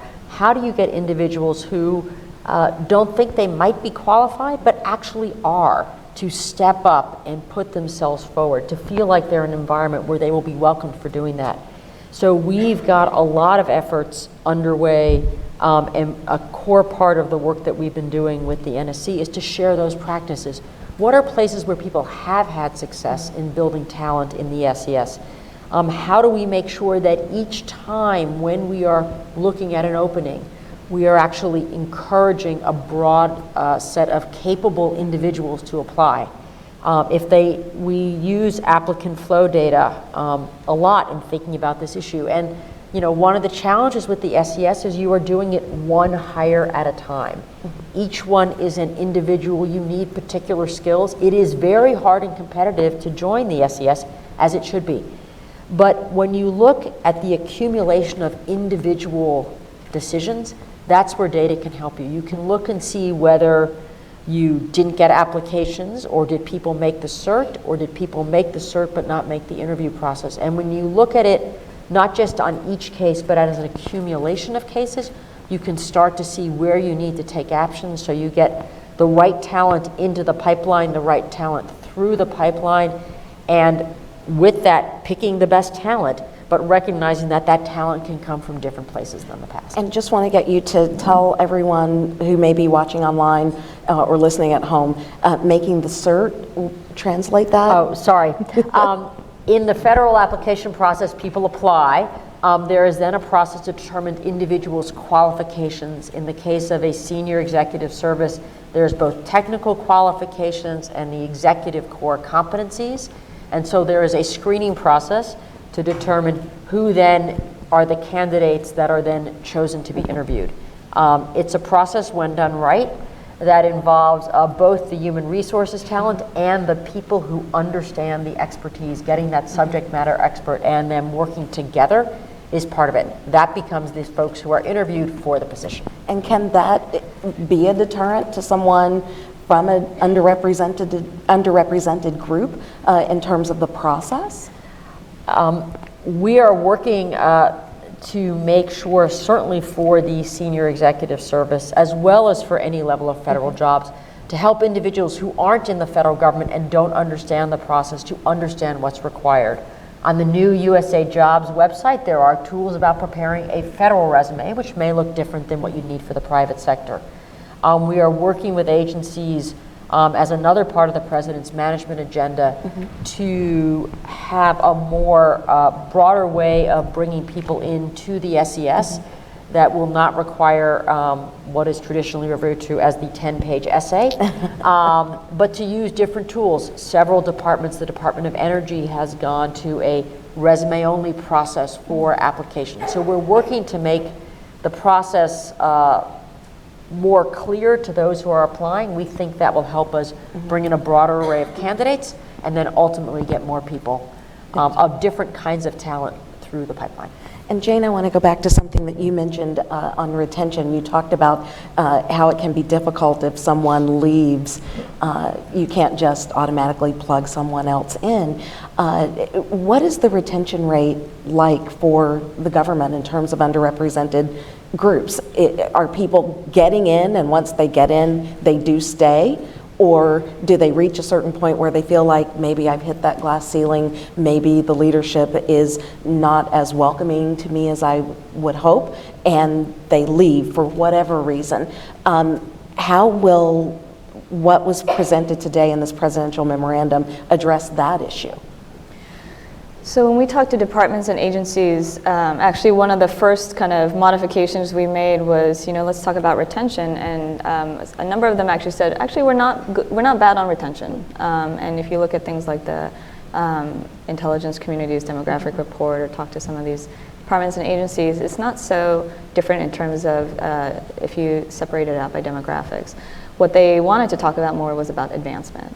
And I think that goes back to the some of the initial decisions of where people are being hired, which kind of jobs they're being hired into, and whether there's that ladder that Raj was talking about earlier of going from the 6, 7, 8, jobs to the GS, 11, 12, 13 jobs. And that's where I think the ladders between kind of entry to mid-level to senior service it takes a lot of work. When we talk to folks at OPM, and things like that USDA effort to really make their professional development program something that would be an effective tool to get people placed into SES positions. They were very candid about the fact that it took a lot more effort than the old process, but they wanted to do it, and they were committed to doing it under Secretary Vilsack. And they pulled in more people to help with interviews, to do the screening, to make sure that the applications were blind. Those are extra steps you take, but they shouldn't be seen as add-ons. If you have the right kind of leadership and the right kind of commitment, I think people start to see that as part of the quality control, right, for when you're doing these applications.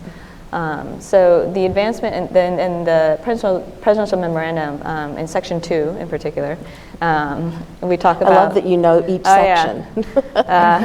Probably all the words, too.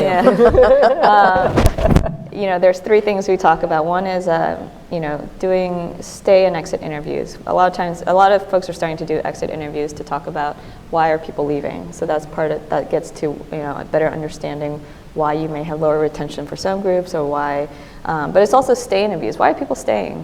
What are the reasons? What are the opportunities they're going to keep looking for if they stay in your organization?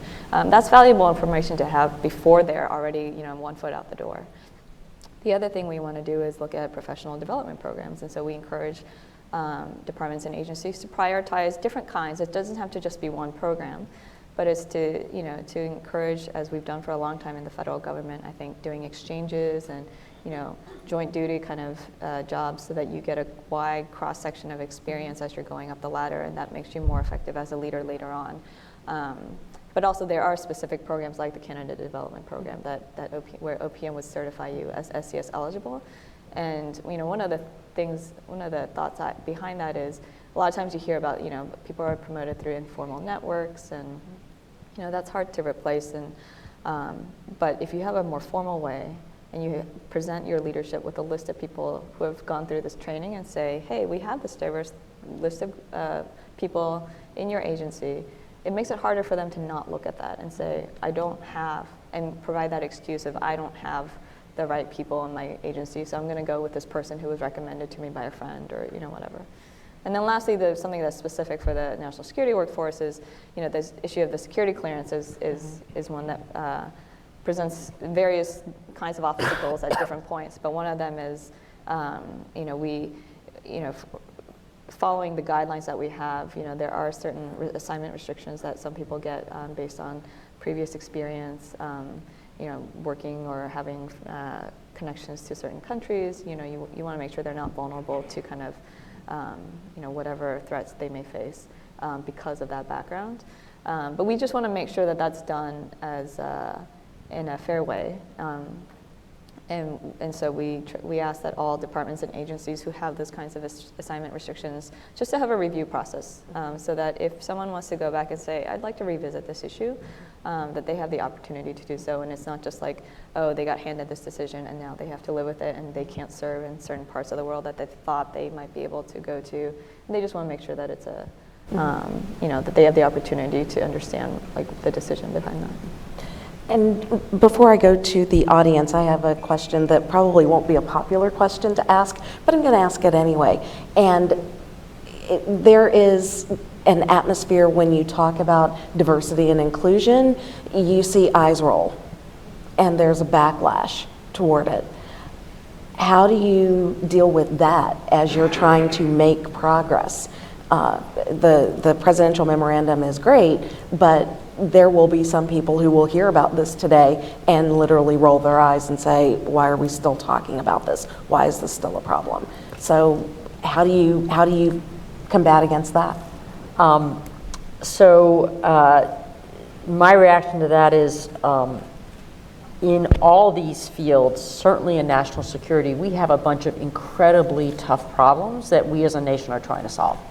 And there is no way we can solve them without finding the best talent wherever it is, whatever background it has, and bringing that to bear on these incredibly tough, challenging issues. So as long as those problems are there, we still need to get the best talent, and that talent needs to come in with ideas and perspectives and insight, and we desperately need all that to solve all these hard problems, and we won't get that talent unless we are committed to finding that talent wherever it is, hearing its voice when it's in the room, and making sure that those perspectives are heard in advance. So I don't know how we can solve this problem. I don't know how we can solve the world's problems unless we solve this problem. Jane? I roll my eyes back at them. I mean, they can do that, and that attitude is out there. Before this, I worked at the NSC on a very different issue. But even in that issue, one thing that I recall hearing was, when Director Clapper is talking about doing implicit bias training, and that's not just, because it's nice to have a more inclusive workforce. It is.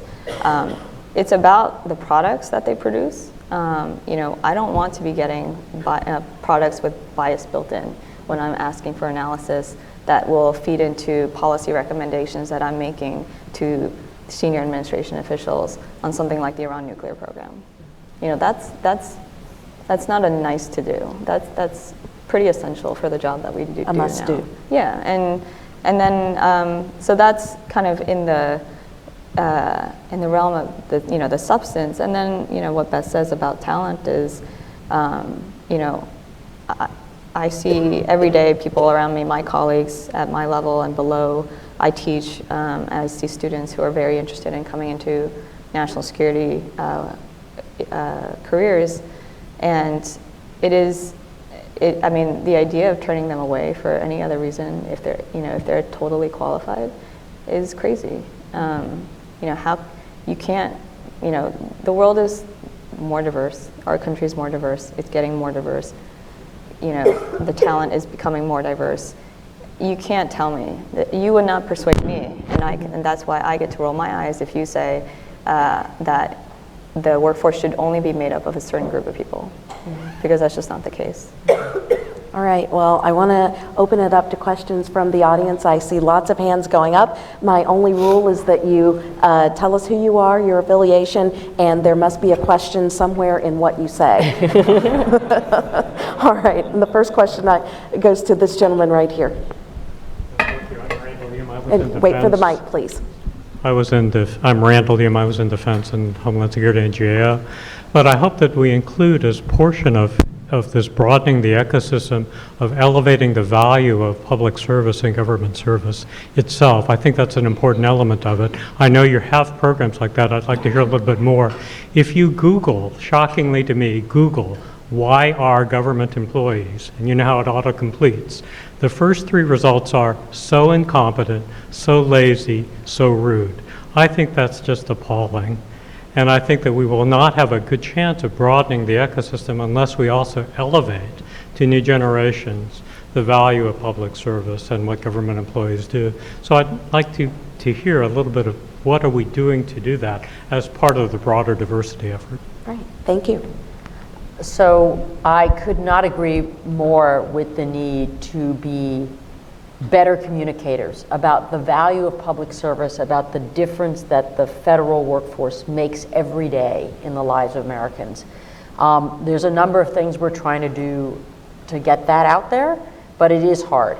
I had the honor, I guess it was a couple weeks ago, to go to the Sammys, the Sammy Awards, where they talk about individuals who've done just amazing things. You can't sit there in the room and not hear the stories of individuals who, helped to cure cancer, or all sorts of different dimensions on national security, et cetera, of the difference that individuals make.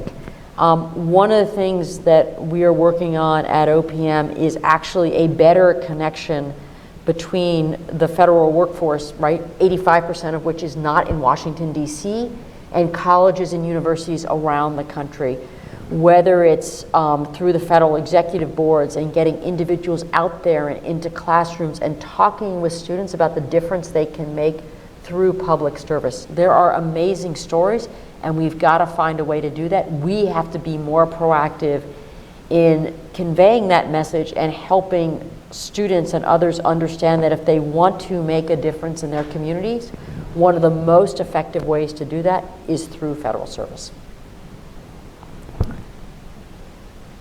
Okay, gentleman right here. Thanks for your time. My name is Mike Aguian. I work for Buzan Hamilton. My question is, as it pertains to enriching the national security workforce, one of the biggest impediments of bringing U.S. citizens with international backgrounds, experience, language skills, is the security clearance process. And there's a lack of resources for investigators to do their due diligence and investigate all these people. So the backlog's run long and several years. And I'm curious, are there any efforts to supply additional resources for investigators to go through and do their investigations and clear these people and get them into the national security space? Do you want to talk about the bureau that you just? Sure. So I'm happy to talk about this topic. As you may have heard last week, through an ongoing effort on part of the national security community, we have just stood up the National Background Investigations Bureau, which is absorbing the activities that were the Federal Investigative Service, part of OPM, into a bureau that is focused very much on this issue, both to modernize the process and to improve the cybersecurity of our systems. We're working with DoD, who will now be providing the IT backbone to background investigations, as well as a whole of government effort to continue to modernize this process. We know we have capacity issues today. We've just put in place a number of measures to help with that. We have a new contract for field investigators. We are doing work on our systems. This is a big priority because we know we have to make these decisions carefully, appropriately, and well, but we also know we have to address this backlog to enable people to do the work they need to do. All right. Question from this side of the room? Yes, ma'am. Good morning. My name is Rhonda. Wait for the mic, please. Good morning. My name is Rhonda Rainey. I'm a professor at North Carolina Central University in Durham. This question, I think, is more directed to Beth maybe than Jane, but you both may have perspective on it. A lot of times in leadership positions, the decision to diversify or to think more broadly about what qualifies or who qualifies as relevant or competent or best fitting in an organization comes from leadership. You know, the leadership sets that vision and sets the course of action. A lot of times what we see, however, is that same commitment and vision doesn't necessarily trickle down to maybe middle managers or people who are on the ground who are actually making policy recommendations or decisions regarding diversity. So how would you respond to the question about what the government is doing to empower and to encourage and maybe even require those who are closer to the ground to really make those ideals that you are envisioning more of a reality? You raise a very important set of questions, and in my experience in the federal government and my experience in 30 years in the private sector, you've got to get this balance. You need leadership commitment, but you also need to get that to penetrate. And one of the things that we've done through the presidential memorandum in this whole process is try and share practices, what actually works. How do you transform an SES or a candidate development program to the people doing the work. How do you get applicant flow data all the way down in the organization, so it isn't just up here at the top, but all the way through? It's got to be at all those levels. It starts with leadership asking questions. Asking questions when someone presents you a slate of candidates. How diverse was the pool? What was the recruitment strategy that you used to reach out to a broad set of individuals? You can do all those things consistent with all the merit system principles that are so important. So leadership sends a signal, and we've got to cascade them down. Data helps us. The community of practices that we've put together across the government helps us. And it's got to be a multifaceted effort. Things like the Federal Employee Viewpoint Survey, you can get data down to a work unit of 11. So how do you take all those different pieces and use a combination of, Raj talked about, which is true, one of my favorite roles both at OMB and at OPM is to nag people about their data. But you can use that to create visibility, but not just have the data at the agency level. How do you take that to components, and how do you ask questions about why? Why did it come out that way? Why did you make that decision? What was the process that you used? And sharing practices of success, I think, are the ways to go from the top and make it actionable. All right, let's see, one more question in the back. Marco Di Capo, U.S. Department of Energy. To what degree, actually, your views on diversity are actually shaped by the fact that the populations have a certain dynamics of demographics. So basically, the diverse people that we would hire today would likely join the senior executive service 20 years from now. So the critical part is to what degree you are addressing, number one, retention, and number two, to what degree your analytics actually reflect the fact that these populations have a dynamics of their own. So certainly if you're thinking about who's joining the senior executive service, you've got to think about how you build that pipeline over time. And so when we look at data, we do look at it in a number of different dimensions. We look, for example, of the diversity of new hires, as well as the diversity of the population, right? Because if you start with a population in federal service, if you want to see if it's going to change, you've got to look at both what's happening to who's coming in and what's happening to the retention of who's there. So there are a number of ways to look at that data and to think about that. How do you think about the pipeline? If you look at the future of the SES, you want to look at what's in a career development program, because that's where the SES is going to come from. So I think you need to look at all of those factors to think about how do you make progress going forward. You can't just look at one set of static measurements. You've got to look at the pieces that will contribute to that over time. In addition to what we've already discussed in the memorandum, I think one thing that departments and agencies are starting to acknowledge more and trying to adapt themselves to is the idea that, we talk about a pipeline and there is definitely that issue, but once you're in, these days a lot of people aren't staying in jobs, for 25-year careers. That's a reality that's starting to go away, and so that makes it even more important for more traditional hierarchies to be able to be flexible, especially at the mid-level. And we're starting to see, I think, some of those kind of ideas come up. And in the QDDR for state, there was the idea of having allowing a sabbatical for those who needed to take a step back and maybe do other things for a little while, but then still having the ability to come back. With the Force of the Future initiatives, which the Secretary Carter has been working on in the military, they're proposing the idea of temporary, what they call off-ramps, and more support for paid maternal leave, for other ways that they can do exchanges in the private sector as mid-career military officers, so that they feel like they're not just stuck in this one system anymore, but they actually have the ability to.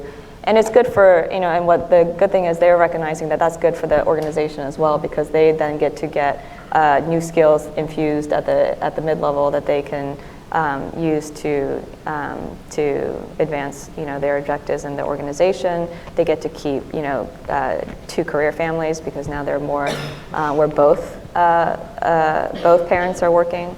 Perhaps both in the military, and one needs to take a step back, or they need more support, especially if you're asking them to go around the world, serve, leave their families, live in foreign cultures for long stretches at a time. So I think some of that thinking is, there's the idea, of being able to work from home.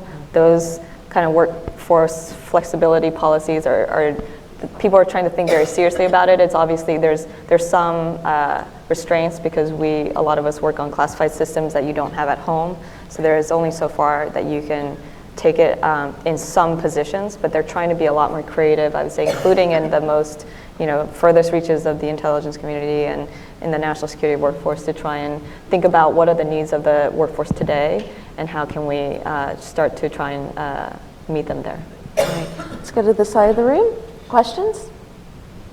Okay, no one there? Yes, ma'am, right here in the middle. Sorry. Good morning. Thank you for the opportunity to address the panel. I am Dr. Minerva Diaz. I just moved from Florida. I'm known as a community activist. So in my community activism, I have accomplished great things for the community in Florida. Among them is funding for the mentally ill, veterans, bringing veteran women to open a charter for the Commission on the Status of Women for the Pasco County in Florida, and other things. However, in those 13 years that I have served my community, I have not drawn a salary. So now I find myself back in Washington, D.C. area, trying to compete to get a job. I have all this enormous experience involved in the community with measurable results. But when I do my USA Jobs or Indeed or any other job seeking website, there is always that question, how much money did you make, or how much do you expect to make? Well, quite frankly, I did not make a salary because I'm self-employed. I have my own business, which is really a hobby at this time. But so how do I compete with others who have cracked the 100K and more salary versus zero salary, but I have accomplished and have this great experience?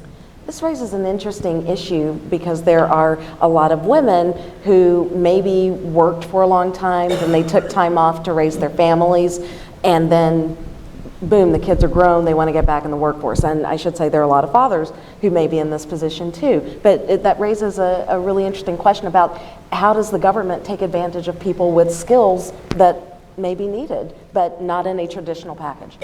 Sure. So part of this is how you can convey your skills through the application process. The applications process come through USA Jobs to agencies, and so it's a matter of being able to convey those skills through that process, which is a challenge for sure. But how do you do that? The salary information, there is more flexibility now in setting salaries if someone has an offer that is not linked to their prior employment. But it is a matter of being able to convey those skills, and one of the reasons that we, through our initiatives on this Hiring Excellence campaign we're doing, involving subject matter experts appropriately in the process, as well as human resource specialists, we think is the partnership that helps in all cases to understand, does this person really have the skills to do the work that's required?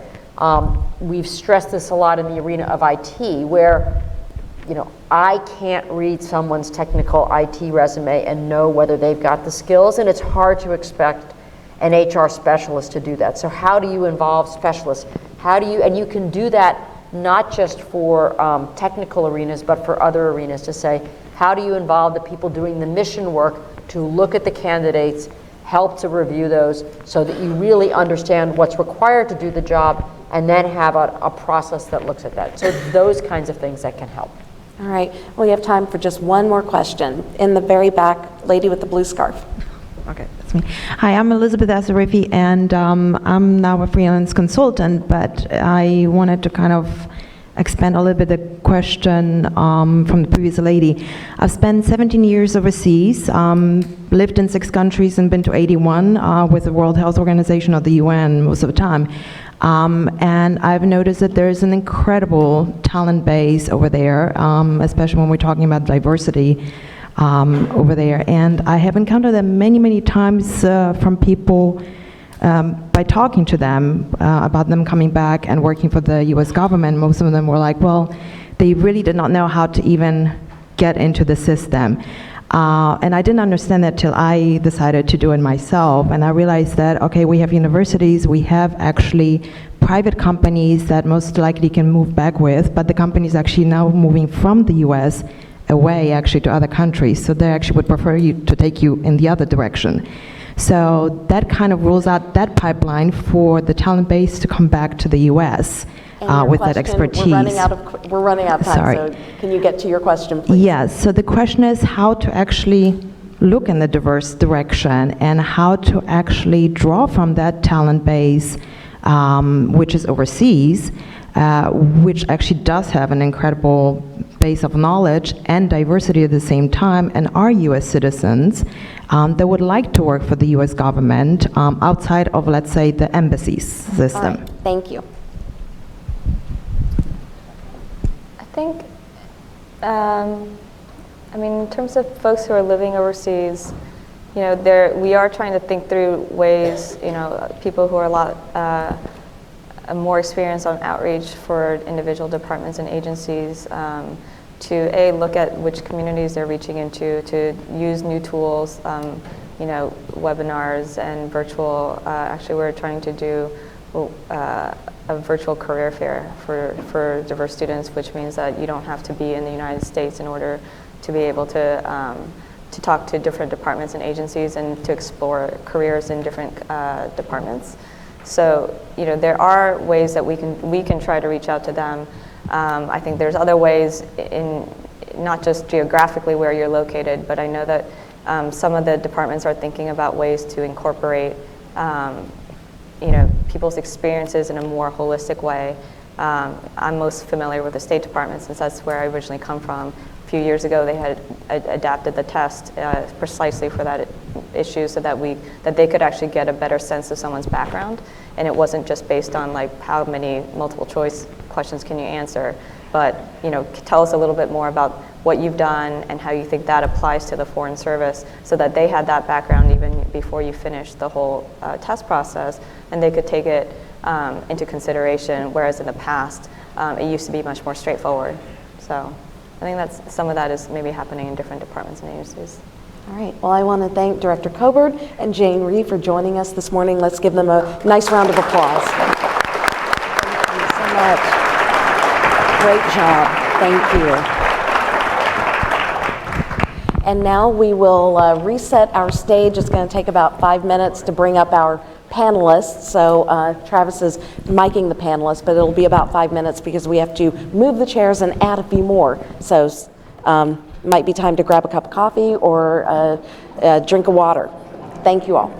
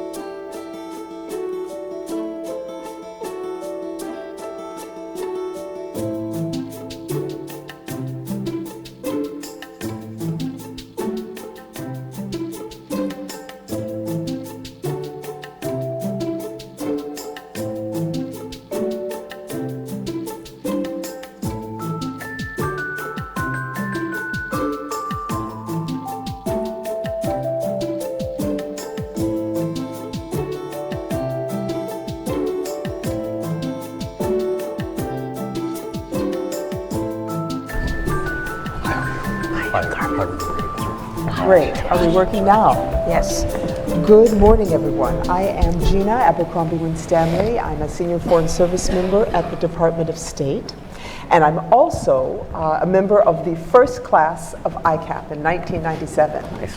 And thank you. Hopefully I'm older than I look. But I joined that organization and cannot speak more highly of the profound impact it had on my career and my networking and my belief and continued commitment to public service and the fact that there really is and must be a place for all of us. I joined ICAP at a time when I thought I was going to leave the Department of State because I wasn't sure that there was going to be a continued pathway up the ranks. And joining ICAP and seeing so many people of color and gender and sexual orientation in so many different places in public service, whether it was in the government, in the NGO sector, in foundations, was so invigorating and renewing that I continued on, and so far so good. All right, I've got a wonderful panel up here to cover some questions, so let me do very brief introductions. I think you've got their resumes in the handout. So I'll start with Ambassador Ruben Brigdy, who is currently Dean of the Elliott School for International Affairs at George Washington University, my alma mater, so well done. He most recently served as a representative of the United States of America to the African Union. Mr. Raj Kumar is the founding president and editor-in-chief of DevEx, the media platform for the global development community. A social entrepreneur and digital media executive, he chairs the Humanitarian Council of the World Economic Forum. Welcome, Raj.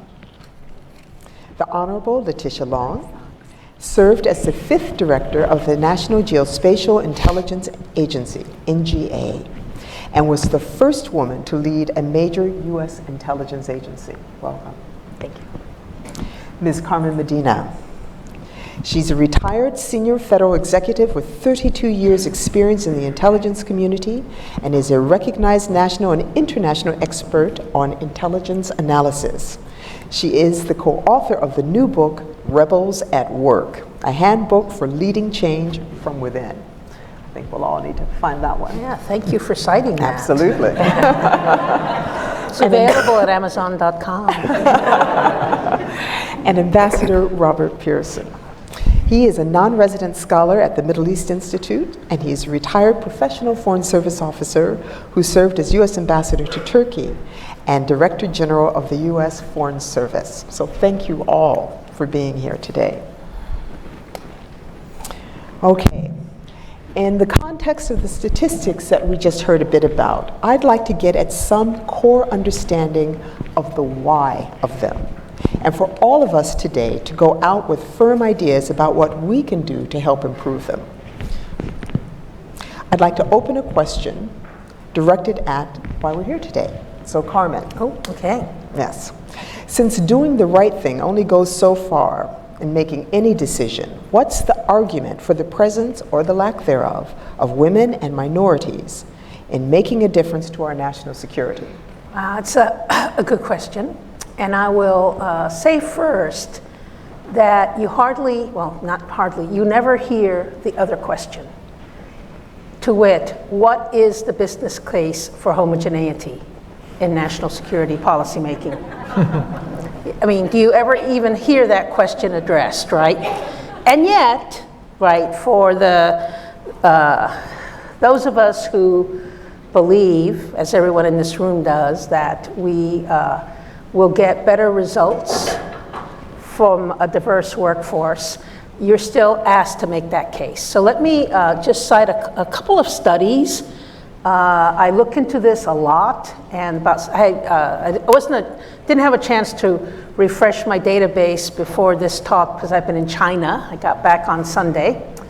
But about 6 months ago, I was doing a talk, and I did an extensive literature search. And the one that impressed me the most about the reason why diversity of thought improves decision making, okay, is this one is the one that most impressed me. And the title of the article is "Ethnic Diversity Deflates Price Bubbles Anyone familiar with this? It was published about 2 years ago in the Proceedings of the National Academy of Science.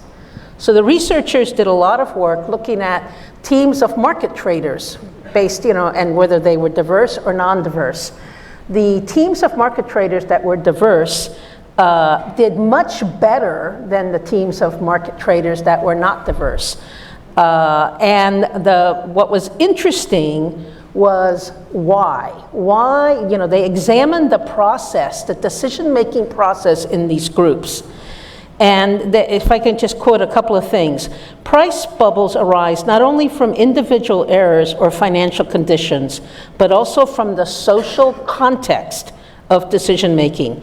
Diversity facilitates frictions in group that enhances deliberation and upends conformity. Now this is key and gets to some of the questions that were being asked in the previous panel. Why do eyes roll when people talk about diversity, et cetera, et cetera. Decision makers, senior managers, believe it or not, I was once one too. We like our jobs to be easy, and handling with differences of opinion makes our job harder, makes it harder for organizations, and organizations don't want to deal with it, which is a mistake, because actually the friction of views makes everyone work harder to present their views. And I can't imagine a mission area that needs that kind of hard work more than national security. Just a couple of additional points. In the national security and intelligence community environment, there are too many existing unchallenged assumptions. And diversity of thinking is what will help us challenge those assumptions where they need to be challenged. I've talked to several grizzled national security types, like worked at the National Security Council, and who have commented to me, because I had extensive experience at the CIA, about how surprised they were by some of the questions that President Obama would ask them about whatever part of the world they were working on. And I'm not going to get into the specifics because these were private conversations, but they would say, nobody else had ever asked me that particular question. Some of them, those were aha moments for them. For others, it was like, why, frankly, I felt like my time was being wasted by having to explore those issues, which gets into this question of all these unexamined assumptions. So I would just say that it's important to improve decision-making, to have greater friction in the decision-making process, and you don't have that friction without diverse thinking. Fair enough. Raj, you've built your own startup. May I ask you to speak about some of the challenges you faced in putting diversity in place there, and how you're using what you learned to increase it in the development community writ large? Sure, and maybe just before I even get into that, I want to comment a little bit on what Carmen said, which I agree with completely. I feel like it's a little bit out of left field, but the governing theme now in our society about hiring in general is coming from one of the most successful parts of our country, which is Silicon Valley. And I think the theme that we're all starting to adopt, and you can see it in these great ads that GE runs, where they show this young person graduating from college and trying to explain to their friends or his parents, what kind of role he's going to take at GE. There's a theme out there that is all about talent. And it's kind of this myth that there's this talented individual. And if you can just find that perfect, talented individual, everything's going to work. And of course, the downside to that, as great as Silicon Valley is and as much success as that part of our country is having, is it tends to let people think that, well, someone like me is that talent. Yes. And it tends to focus on that one individual. And so if you follow that path too far, you may end up getting the exact opposite of what Carmen has rightly suggested we need in a foreign policy setting, and frankly in lots of different settings in our society. That diversity and talent can't really be separated from each other. They're really one and the same. And so my perspective looking at the foreign policy framework or establishment or ecosystem is that it's a lot broader than just the State Department or the intelligence services. It includes the nonprofit community, all the NGOs in the United States, the foundations, the companies that work in global development, and there's really a representational aspect to this globally. These are literally millions of Americans out there around the world representing our country. And fundamentally, we need that talent to also reflect our diversity. So it's critical. And in terms of my own experience at DevX, we're a relatively small organization, sort of a startup. We've been around 16 years now. I don't know, can we still call ourselves a startup? But we do. We're about 110 full-time staff around the world. And I think we have not gotten it all right by any means. This is a constant thing to go out and find the right talent and the right diversity and keep those ideas really as one. One of the challenges I think we face that lots of others in our community face as well is that we're working globally. So diversity for us means a lot of things, right? There's diversity in the different countries that we might be working as well as in the United States. But as long as you operate with a governing principle that this is a key part of your business model, that this matters, it's not something you do because you want to check a box, but it matters because it's fundamental to your success as an organization, I think you start to see the results. And it certainly has worked for us to have that front and center. Thank you. Tish. One of the most important drivers for successful recruitment is for new hires to feel confident that there's a place and a future for them in the organization, to see people like themselves in positions of leadership. The Intel community has a long reputation for homogeneity. Are there any new efforts underway to change that? So Gina, thank you. There are a number of new efforts underway. But to back up a little bit, Carmen, your comment on the business case for homogeneity really resonated with me. We actually did our first business case for diversity in 1998 in the intelligence community. And most folks weren't talking about it then, at least not on a public stage. There was much more eye rolling, as we heard from the last group. And one might wonder, well, if that business case was done almost 20 years ago, why isn't the intelligence community more diverse today? Okay, thank you. Next question. Why did we have the issue with the national intelligence estimate with WMD in Iraq? Because we did not have diverse thinking. We in fact had groupthink, which is why we ended up where we did. And I will tell you, while the senior leadership was focused on this business case, while the senior leadership was looking at statistics, and I really do commend the DNI for publishing the first set just a few months ago, we've been looking at them for years. One might say we've been admiring the problem as opposed to really doing anything about it. So what are the things that are underway, some of which have been underway for quite a while? We have a program called the Intelligence Community Centers of Academic Excellence. Again, we started it in about the late 90s, and it is now a legislated program, and it's a program that allows the intelligence community to give grants to universities for them to develop curricula, to develop faculty, to focus programs in the areas of critical thinking, structured analysis, language development, subjects that are of interest to the intelligence community. We also have a program called the Stokes Scholars Program, and this is a program focused on high school students. So on seniors in high school who are interested in national security in the intelligence community to begin their internships right after their freshman year in college.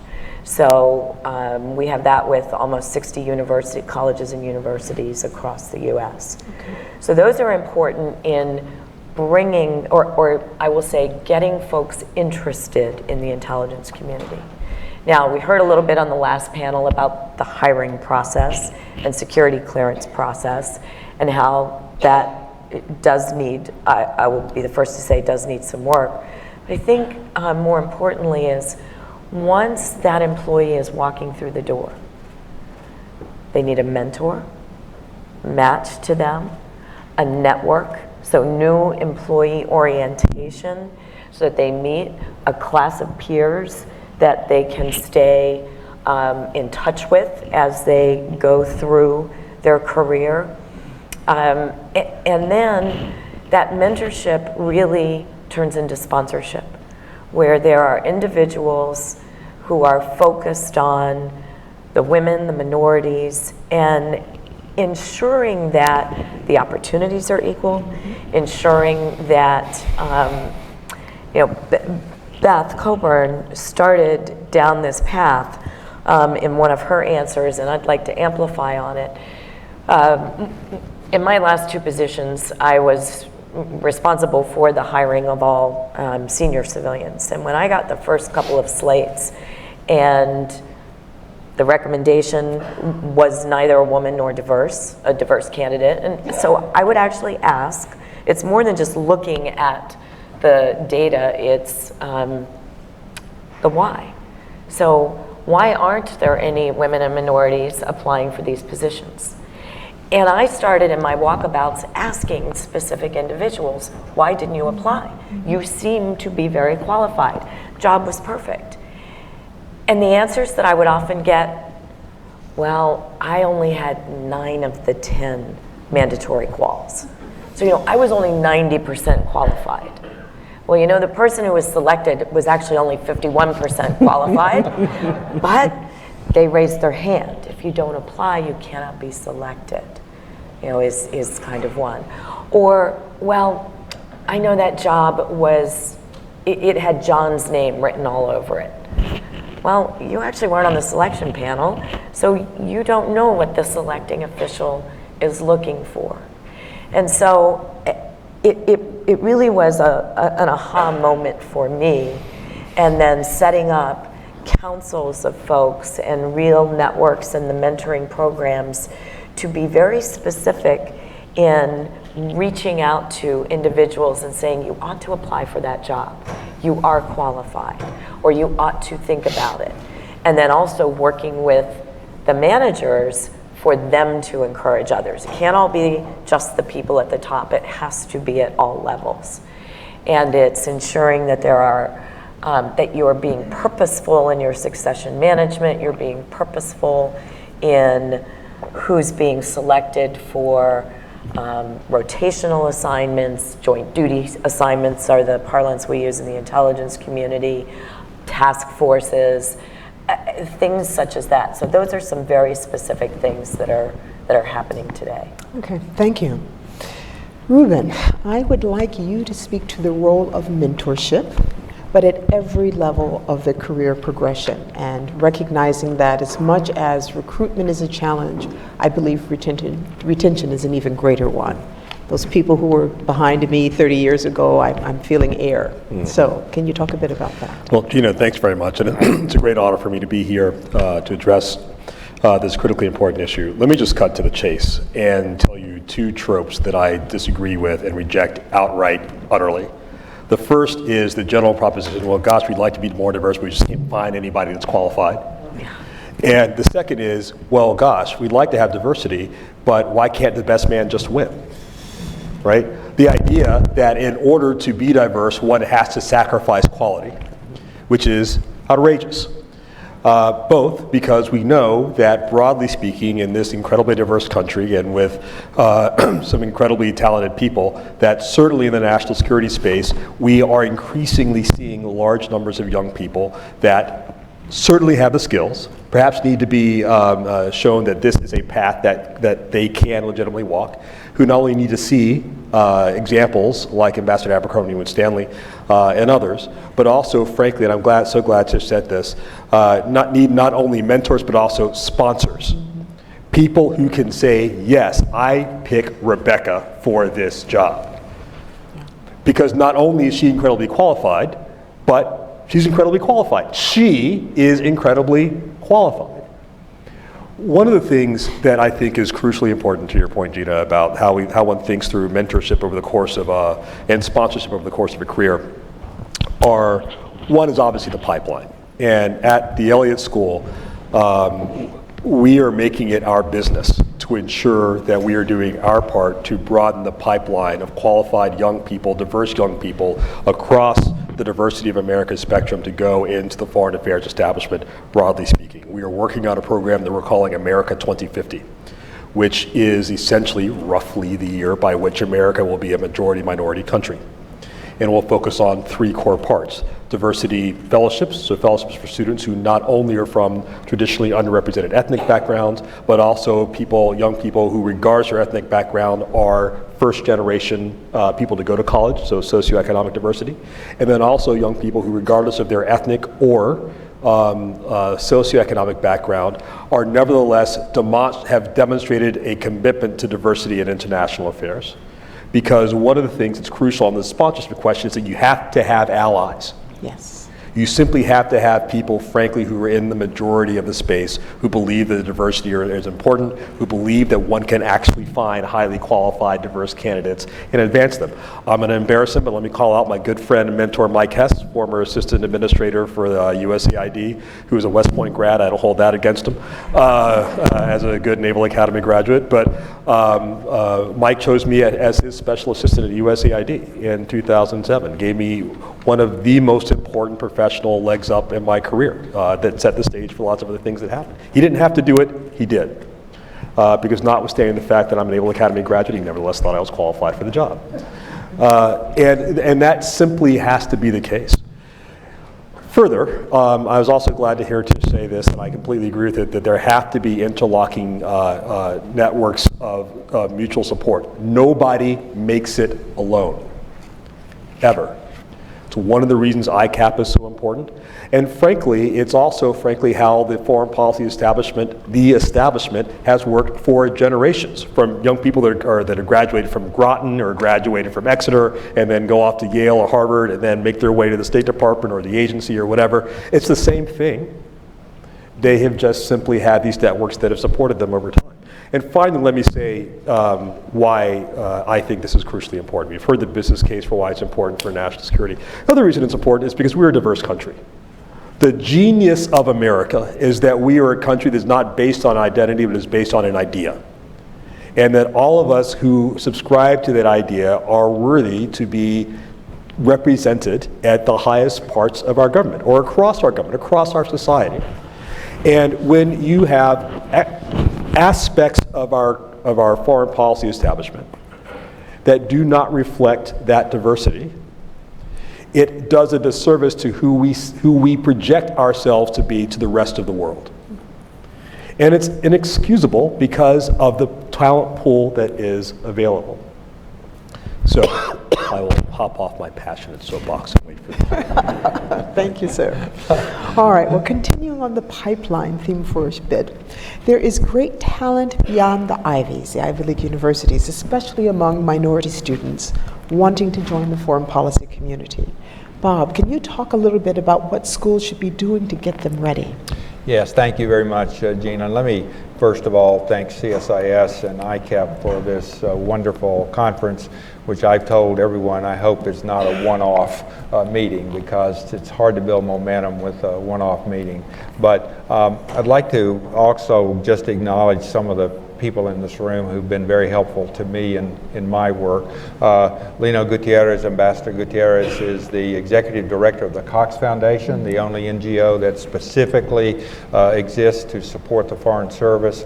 Ambassador Deborah McCarthy, who is a senior advisor to ICAP and also extremely active in the role of women ambassadors in the American Foreign Service.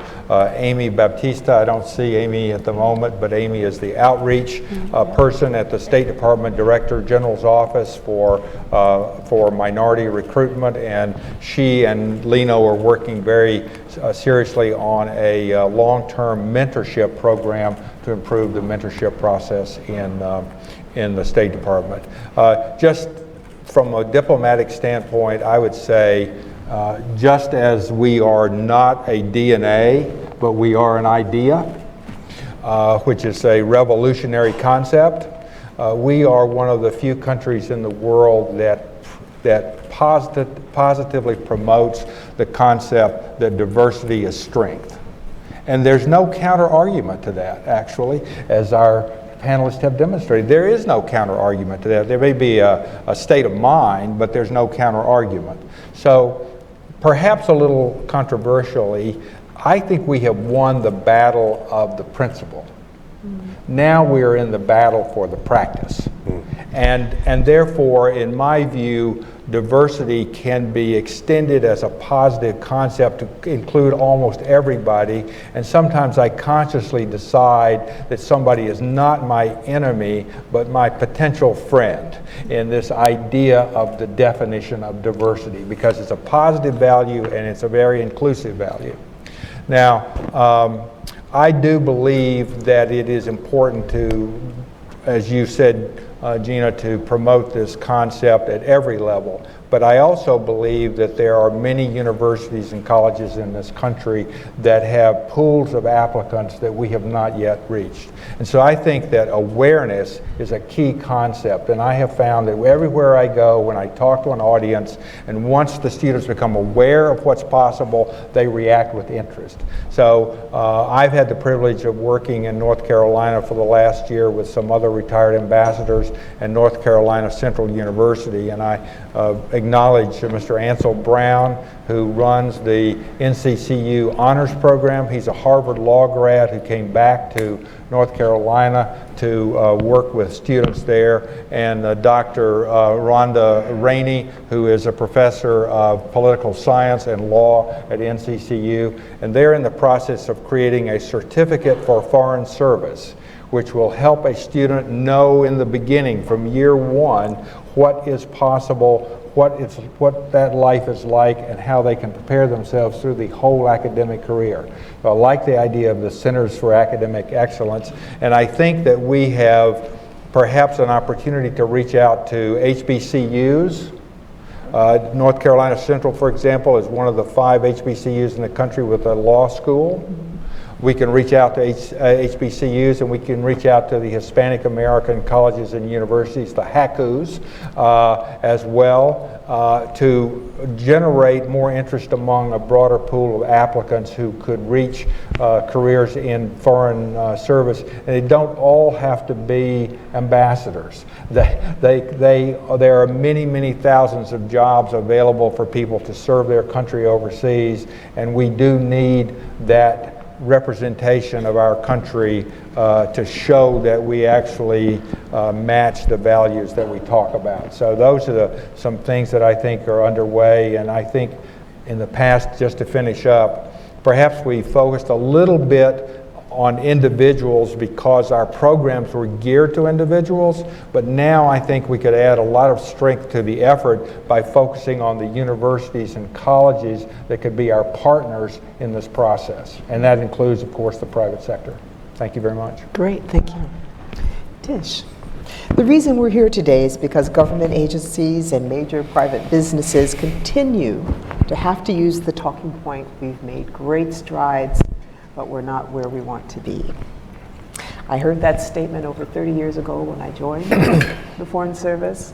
I know that the numbers, certainly of African Americans in the State Department, are less than 2% higher than when I joined 30 years ago. So I'd like you to talk a little bit about the challenge of retention, because it's one thing to get people in the door. How do you keep them? How do you keep them focused and invigorated and hopeful? And so a couple of the things that I mentioned, Gina, in the first round of Q&A, I think are very much necessary from a retention standpoint. And those are the building of the networks. So if you have the ability to share your issues, share your concerns with someone else who is either going through some of the same challenges or has been through some of those challenges before, very helpful. That they can see that there is a way through it, if you will. There is light on the other side. So ensuring that network. Understanding what is a career path. Just having that basic understanding is helpful. We talk about flexibility, and family-friendly types of policies. We have to do more than talk about it. We have to do more than put them in place. We actually have to exercise them, which means training our supervisors to understand that job sharing is a good thing. You can get the brain power of 2, in one position. Teleworking, big issue in the intelligence community. So the work we do is classified. You have to be in a secure environment. You can't be doing it from home. Well, there's actually a fair amount of unclassified work that we all do at every level. So having enlightened supervisors, and again, it's the training, it's the hands-on understanding of how you can apply these policies that can be very helpful. And it's also, we were talking with an individual here who used to work at CIA right before the panel started. And she said one of the reasons she left was for flexibility. Well, Carmen said it's actually more modernity. Inside the government, I would say we are years behind folks like DevX and others out in the private sector in using tools and just the mindset of working in today's environment. So any number of things. Gina, would you mind, can I just Sure. sort of, just, in addition to everything just said, I just, let me advance a more forward-leaning, aggressive, pick your adjective phrase. And that is, I think senior managers and the leaderships of organizations simply have to decide that we want to have a diverse workforce and we are going to start picking people accordingly. Let me give you an example, a couple of examples.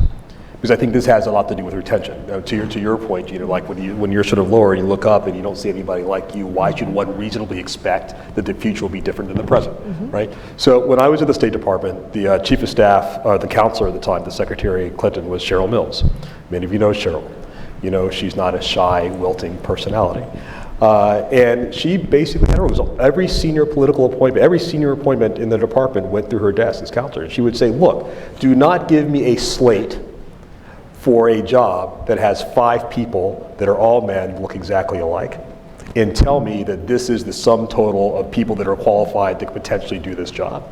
If she had a slate like that, she would send it back, which didn't mean that a person of color or a woman had to get the job, but it did mean that you had to at least consider somebody. I'll give you a very personal anecdote in this regard. I had a boss tell me, not Mike Hess, I had a boss tell me in a mentoring session, Ruben, you were not my first choice for this job. But I was told that I needed to sort of take a broader view of the kind of people I wanted at this job, so you were my second choice. And with a great deal, I will tell you, of humility of spirit, I took that opportunity and I crushed it, as all of you would, right? Because, but what you simply have to have the opportunity to compete, and at a certain level of political jobs, the difference between who is quote qualified and who is not is so razor thin that what you're talking about, frankly, is not who can build 12 widgets as opposed to who can 5. It's a question of who are we more comfortable with in this job. There you go. And so if I can, just to finish out, Ruben, excellent point. You got feedback. Right. And so, again, it's the training of our supervisors to have that hands-on leadership, to provide that feedback, to be doing succession management, to be developing their folks, to take a look and say, Tish, you're missing this experience.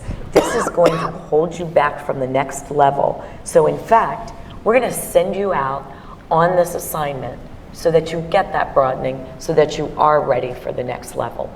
It's not just putting the policies and the programs in place, it's ensuring that they're actually being carried out. Carmen, you wanted to I add wanted to something? just to add a 2-finger on the issue of retention. There's a deep psychological thing that happens, I believe, where you join an organization, and most organizations don't recognize that diversity is actually an organizational change initiative. So the language of diversity is all messed up. So diversity and inclusion, we're going to include you. No, I belong, right? That language is all wrong. And then when you express opinions that are different from the prevailing orthodoxy, people go, and you read their body language right away. So I think that factors into the retention problem, is that talented individuals get tired when they realize that the system doesn't actually treat them like they belong. The system is, prepared to include them, right? But not to accept their impact on the orthodoxy. And I think that that's huge. And I would say that the more talented you are, the more options you have outside of government, the more debilitating that psychological damage is in the end. Raj, I wanted to go into another question. If you've got a very quick add. Yeah, just to say that this is something that extends into the private sector too. Yeah. I know I'm sort of the private sector representative on this panel, so let me add a story I heard from a woman who told me that she joined Goldman Sachs. In her class, when she joined her class of associates, she said it was 50% male, 50% female. So the firm had done a great job really focusing on this. There was real commitment. But 20 years later, not a single one of the women were still there as a partner. Yeah.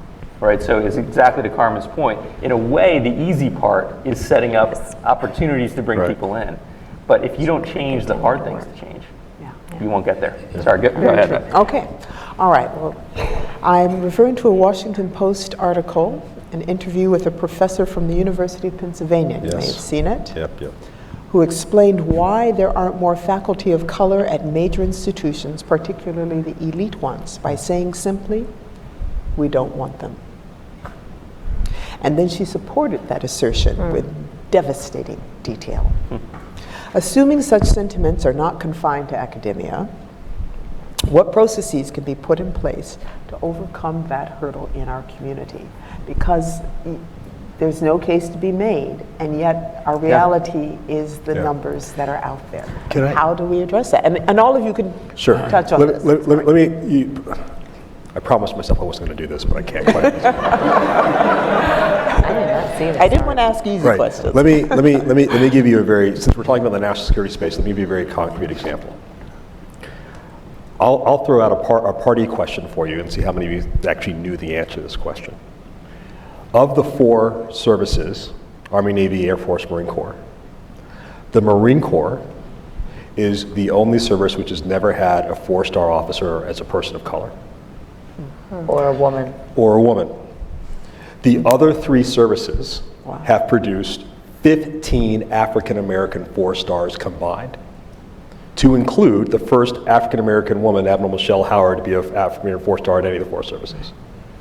There have been 6 3-stars in the Marine Corps who have been African American. Not one has made it, despite the fact that the odds of becoming a 4-star once you're a 3-star in the Marine Corps are about 1 in 2 or 1 in 3. So, and also another sort of bit of just tidbit, you can impress your friends with this at cocktail parties. The Army had its first African American general before the Marine Corps had its first black private. Benjamin Davis Sr. was made as 1-star in 1940. The Marine Corps was the last of the 4 services to integrate most reluctantly after Truman integrated the armed forces. Now, there are a series of results to this challenge. The first is, if you believe that the Marine Corps, for example, is an organization that is free of bias and that Marines only see green, the only logical answer to this question of why there's never been an African American 4-star is that there's never been an officer who earned it. Which is a tough pill to swallow if you know the caliber of all this. But here's the other thing to your question. If you are a junior Marine officer, if you're a lieutenant or a captain or a lieutenant colonel, why would you reasonably expect that the future would be different? Why would you reasonably think that the glass ceiling would be broken? And to answer your question, somebody, both in the case of the Marine Corps, in the case of the CIA, in the case of all these agencies, somebody senior has to ask the question, why is this the case? And can you plausibly tell me that there is nobody else who is qualified for these most senior positions, which goes back to the fallacy that I started with, that it is a false choice between competence and diversity. It's simply not true. And the only way in which you have that is if there are senior people who are willing to actually take the stand and say, yes, I'm going to make you, say, General Powell, the youngest the youngest chairman of the Joint Chiefs in the history of the United States, thus opening the floodgates, right? Okay. Are you ready to talk yet? Go ahead. Okay, we'll go down Sorry. the line then, please. Sorry. No. Every organization has an ethos, which is the accumulation of past experience. And therefore, it's never ready for what's happening right now. That's right. Okay? So, Mavis Staples, keep on pushing, right? Keep on pushing. You have to push. There was a time in the State Department when only Ivies got the jobs, you know. You had to know which fraternity you were in Yale to get the top job. You had to have a name. We used to joke that where your first name and your last name were interchangeable. Yes. And that was the only way you could get to be a diplomat. He's only half joking. Yes, exactly. And you know, and it's true in every place. I remember I had a friend in New Orleans who graduated from Tulane Law School in 1968. You know, in New Orleans, you couldn't get a job in a major law firm if your last name ended with a vowel. Okay? So the whole idea that I'm promoting here is today's reality is never acceptable, but individuals have to keep pushing. You have to keep testing the limits, and then the organization will give way. That's the reason I made the perhaps controversial statement that we've won the intellectual argument. Now it's the practice that's involved, and I think we're supposed to be concentrating on what can you do practically to improve the chances. Okay. And I've suggested open this door wider to universities, HACUs, HBCUs, other state universities to take advantage of this larger pool of people and keep encouraging the people who are within to find mentors, but basically, like you, Gina, and others, keep pushing. And so that may sound to some like a kind of pink spectacle idea of the future, but actually I think it conforms in many cases to the reality we deal with. And so I would just advise anybody, don't give up, don't lose hope, keep pushing. Mavis Staples is on your side. Okay, right. I'll just add that, I think there are two themes we're hearing which I want to underline. One is the idea of leadership, and the other is about envisioning the future. Modernity was a word that was brought up. If it comes down to an individual job, the example Ruben gave of Cheryl Mills looking at that slate and saying, hey, look, the slate doesn't really look like America or like the talent pool we know is out there. When it comes down to that moment, it's actually really hard because the names that are on that list are there for a reason. And they have their own networks, their own friends, their own supporters who've been pushing them for good reasons to say, hey, this person really deserves the job. So you end up with maybe 5 white men on the slate, but they're there for a reason. What you need to do is take a step before that. And that's where you need to have, I think, a vision of the future and the leadership to back it up. A vision that says, all right, what do we want our institution to be like? It's not about one job, it's about the whole institution. What is this whole institution? Hopefully not just 2% improvement over 30 years, right? What do we want the institution to be like? And then what are we willing to do at an institutional level across the whole thing to get there? Not just focusing on that one role here or that one role there, because you're never going to get there that way. So to me, that's absolutely essential. That's a starting point. I think the other issue that particularly affects agencies is this question of modernity when it comes to career paths. Retention is in a sense an old idea, because the idea you join an institution, you're going to stay there for 30 years. Yeah, that's probably not the way it's going to be, right? So what we need is a healthy ecosystem where people are joining an international career because they're in high school and college, they're getting an opportunity maybe to go overseas, which is often right off the bat the biggest stumbling block. People who don't have the resources to go overseas right off the bat, if they haven't done that by the end of college, it's very hard to end up in this line of work. So we need ways, through funding, through government programs, et cetera, to get people those kinds of opportunities, but then not to see them as someone you're going to own and control at your agency forever, but someone who's going to get into a career path that's going to have them jumping into a foundation and not-for-profit, going to USAID, then going to the intelligence community or what have you, right? So going to industry and bringing that experience back. And if it can be part of a broader vision that includes the private sector, that includes the not-for-profit sector, and that can get government and foundation support behind it, that big picture vision, I think, has a better chance of success than the 2% over 30 years than any individual institution just trying to do it all on their own. It is very hard, especially for the private sector and for the not-for-profit institutions, to really address things that are so structural in nature. And we really need to do this as a community, as an ecosystem. Yeah, okay. I want to throw it open to the audience. I have other questions, but I want to make sure that we get a chance to hear from you as well. I see a hand in the back. There's one here. And one here, okay. Hi, Adina Friedman, School for Conflict Analysis and Resolution at George Mason.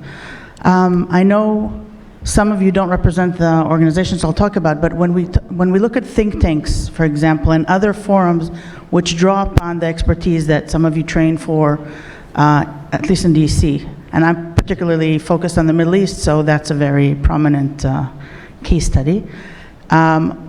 Very rarely is there diversity represented. Say, just yesterday, I wrote a letter to one of the organizations that one of you represents, or that one of you belongs to, protesting a course that they put out on the Middle East, which has eight experts, one of whom is a woman. And this same organization has done numerous other things where, again, women are very narrowly, if at all, represented at the expertise level, and they and many other organizations, and not only in DC. And when you comment on it, the answers are, the kinds of answers you get. Well, she was sick, we tried one woman, she couldn't make it, or nobody was available, or we don't have the expertise, or they didn't have the necessary expertise. So what do you suggest? Institutional level is one thing, but we also are all plugged into different places. What do you think we all in this room should do, or we each should do, to maybe change that reality? I know that I always respond when I see something that I think is not inclusive enough, or bad word, not not representative enough, or doesn't have, and in my case, I'm sensitive to gender issues, so I immediately respond. What else should we be doing so that we deem those things unacceptable and don't let them fly? Okay. Does anyone want to? I have an answer to that, if I may. Great. So I was, sorry, yeah, predictably, sorry. So I was in Geneva 2 weeks ago with our partner school, the Graduate Institute of International Affairs, and I was having a conversation about this with its director, Dr. Philippe Perrin. And Philippe told me that they have banned panels at the Graduate Institute that are not 50% women. Mm-hmm. They just don't do it. And as a result, they've had some panels they've had to cancel, right? But now everybody's got the message.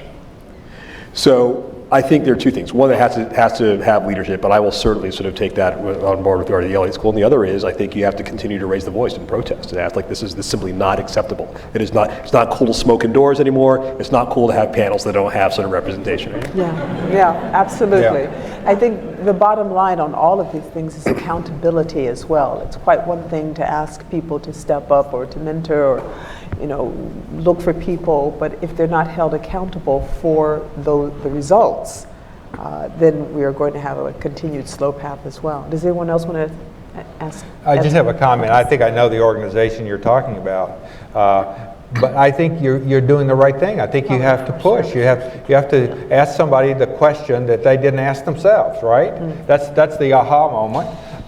And I'll give you another little anecdote, which at least means a lot to me. My wife was a senior Foreign Service officer. When we went to NATO in 1987, all of the professional women at NATO, including every nationality, could have lunch at one table. Okay? Because of the state of mind that was sort of governing the ethos that was governing the organization. Well, that's absolutely no longer true at all. So the point is that you are doing your part by making the point that never occurred to the people who put the panel together. So I would just encourage anybody else to do the same thing. You can't change the whole world today, but that's a very good point that you did make. So keep doing it. And just one other thing to add, I think you're doing absolutely the right thing. I assume many of us on this stage, and maybe many others in the audience too, get invited to speak on panels or moderate sessions.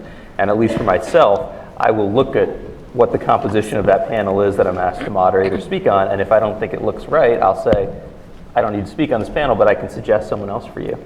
Or have you considered what the composition is? It doesn't really reflect reality. And I think if more of us did that, it would start to push this issue forward. Good point of action. Okay. I think I saw a hand here. Yes. Well, thank you for allowing me to being here and ask this question. I'm Joe Funderburk from the United States Special Operations Command down in Tampa. I recognize that this is an important topic for General Thomas, otherwise I would not be here. The federal government is one of the largest bureaucracies we have in our country. Bureaucracies by nature are inherently resistant to change. Knowing that, what are some of the strategies that you guys have seen to help that change come about? Yeah. Can I comment? So just a couple of comments. So I was, in my CIA career, I was like a heretic. And I eventually grew and eventually assumed some power. I thought a lot about how do I, make myself effective. So one, you're a leader, you want to affect change, your calendar reflects your priorities, right?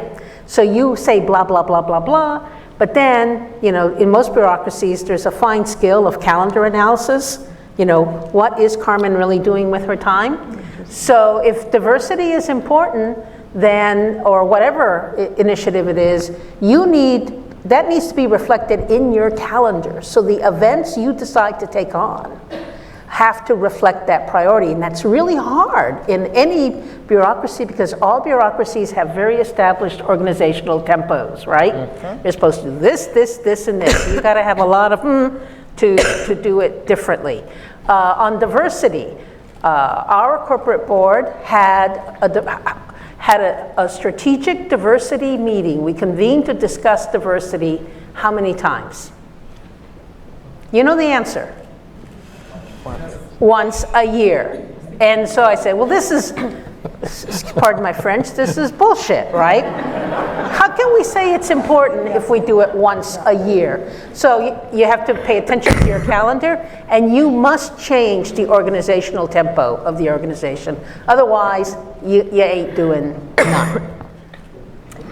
Response. Tish. And I'd like to add, and please tell Tony, General Thomas, that Tish says hello. We go way back. And he is a real force for change. And I will tell you why I think he's been successful in some of the same things I've done. Again, it's reaching down into the organization. In addition to what Carmen says, we called it calendar int in the intelligence community, it's reaching down into the organization.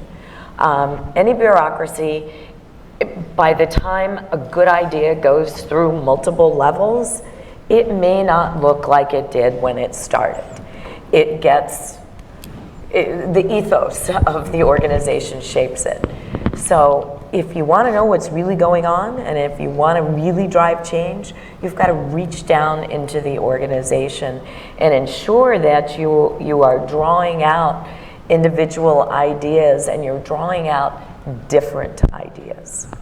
I would suggest one other thing, which in my world, we would call jiu-jitsu diplomacy, which is using the momentum of another person's mind or intention to accomplish your goal. And maybe in the military, it's letting them run into the ambush. So we had an occasion at the end of the Cold War when a number of embassies opened up. And so we made it possible for people with acknowledged expertise to go pick those embassies if they wanted to be candidates for it to go represent the country.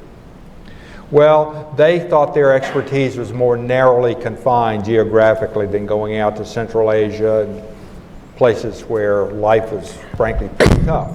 So I gave them all a chance to go say no. And then we went and found the people who would go. And we put in a number of women, and we put in a number of people whose careers were at the mid-level and could take a chance on going out and doing something new, and they did very well.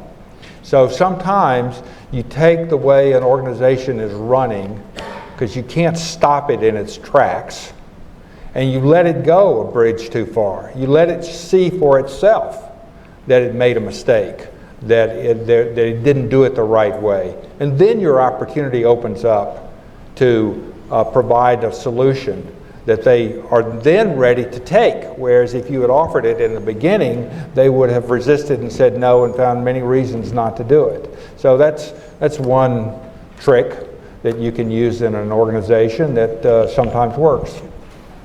Thanks. Okay. There's one more question here, and then Hashik. Okay. Then we'll do the lady in the front row.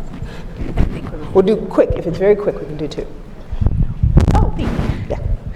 Hi, I'm Rebecca Hirschman. I run the project on nuclear issues here at CSIS, and we are all about recruiting the next generation into nuclear policy and kind of creating that next generation of nuclear practitioners in all aspects. I want to go back, Carmen, to something you said, really talking about quality decision making and honing decision makers, and it's about not just about picking people who look like you. What happens is we pick people who think like us.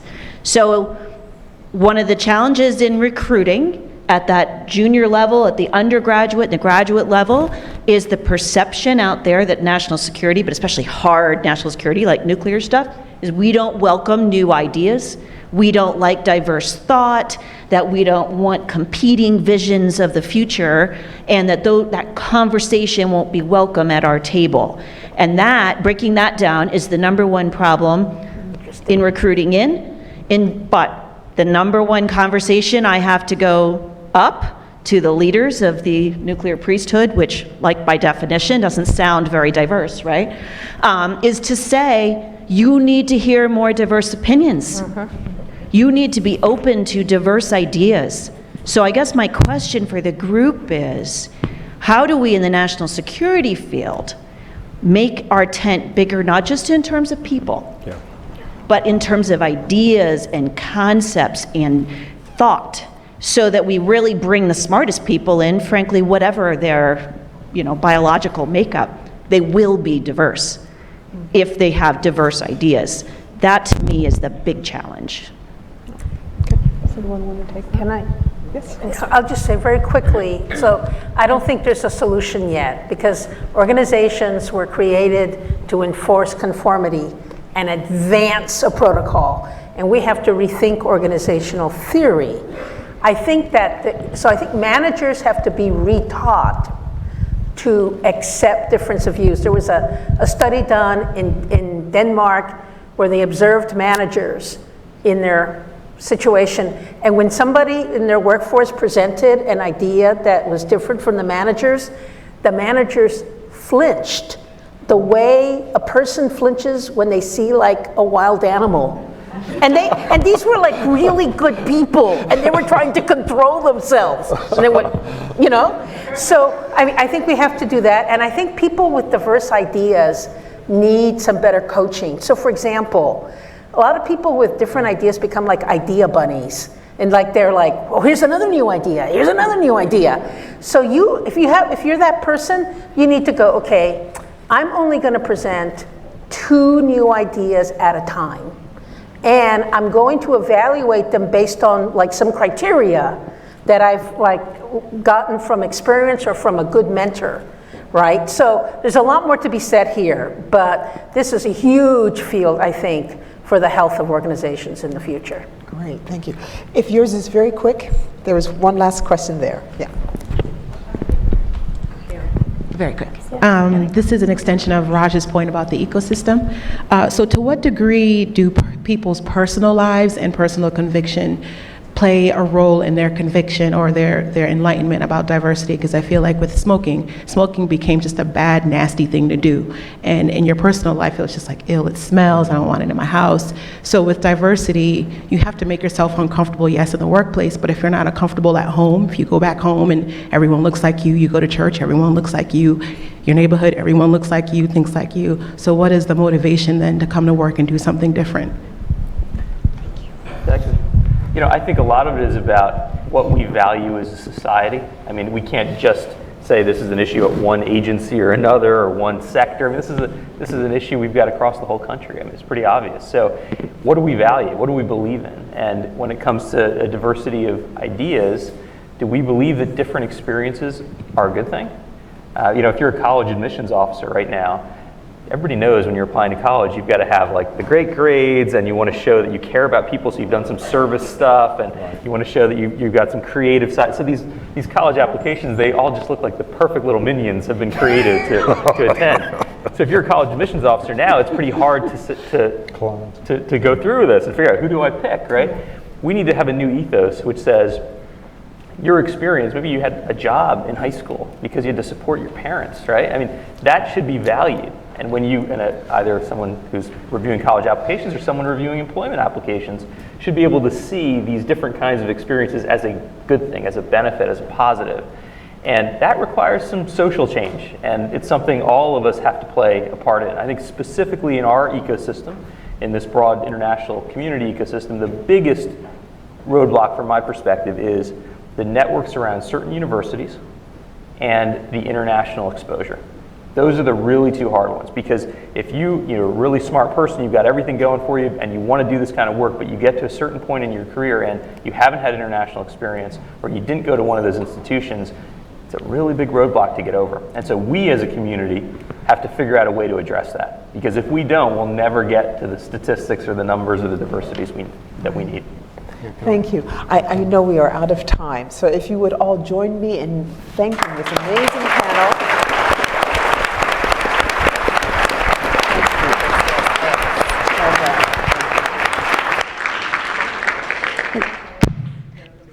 Thank you, Ambassador Abercrombie-Winstanley, and to everyone who has served on the panel today. Thank you to our sponsors, and thank you to all of you for joining us today. Let's hope that this is just the start of a conversation that continues, and the relationships that started today continue. Thanks again.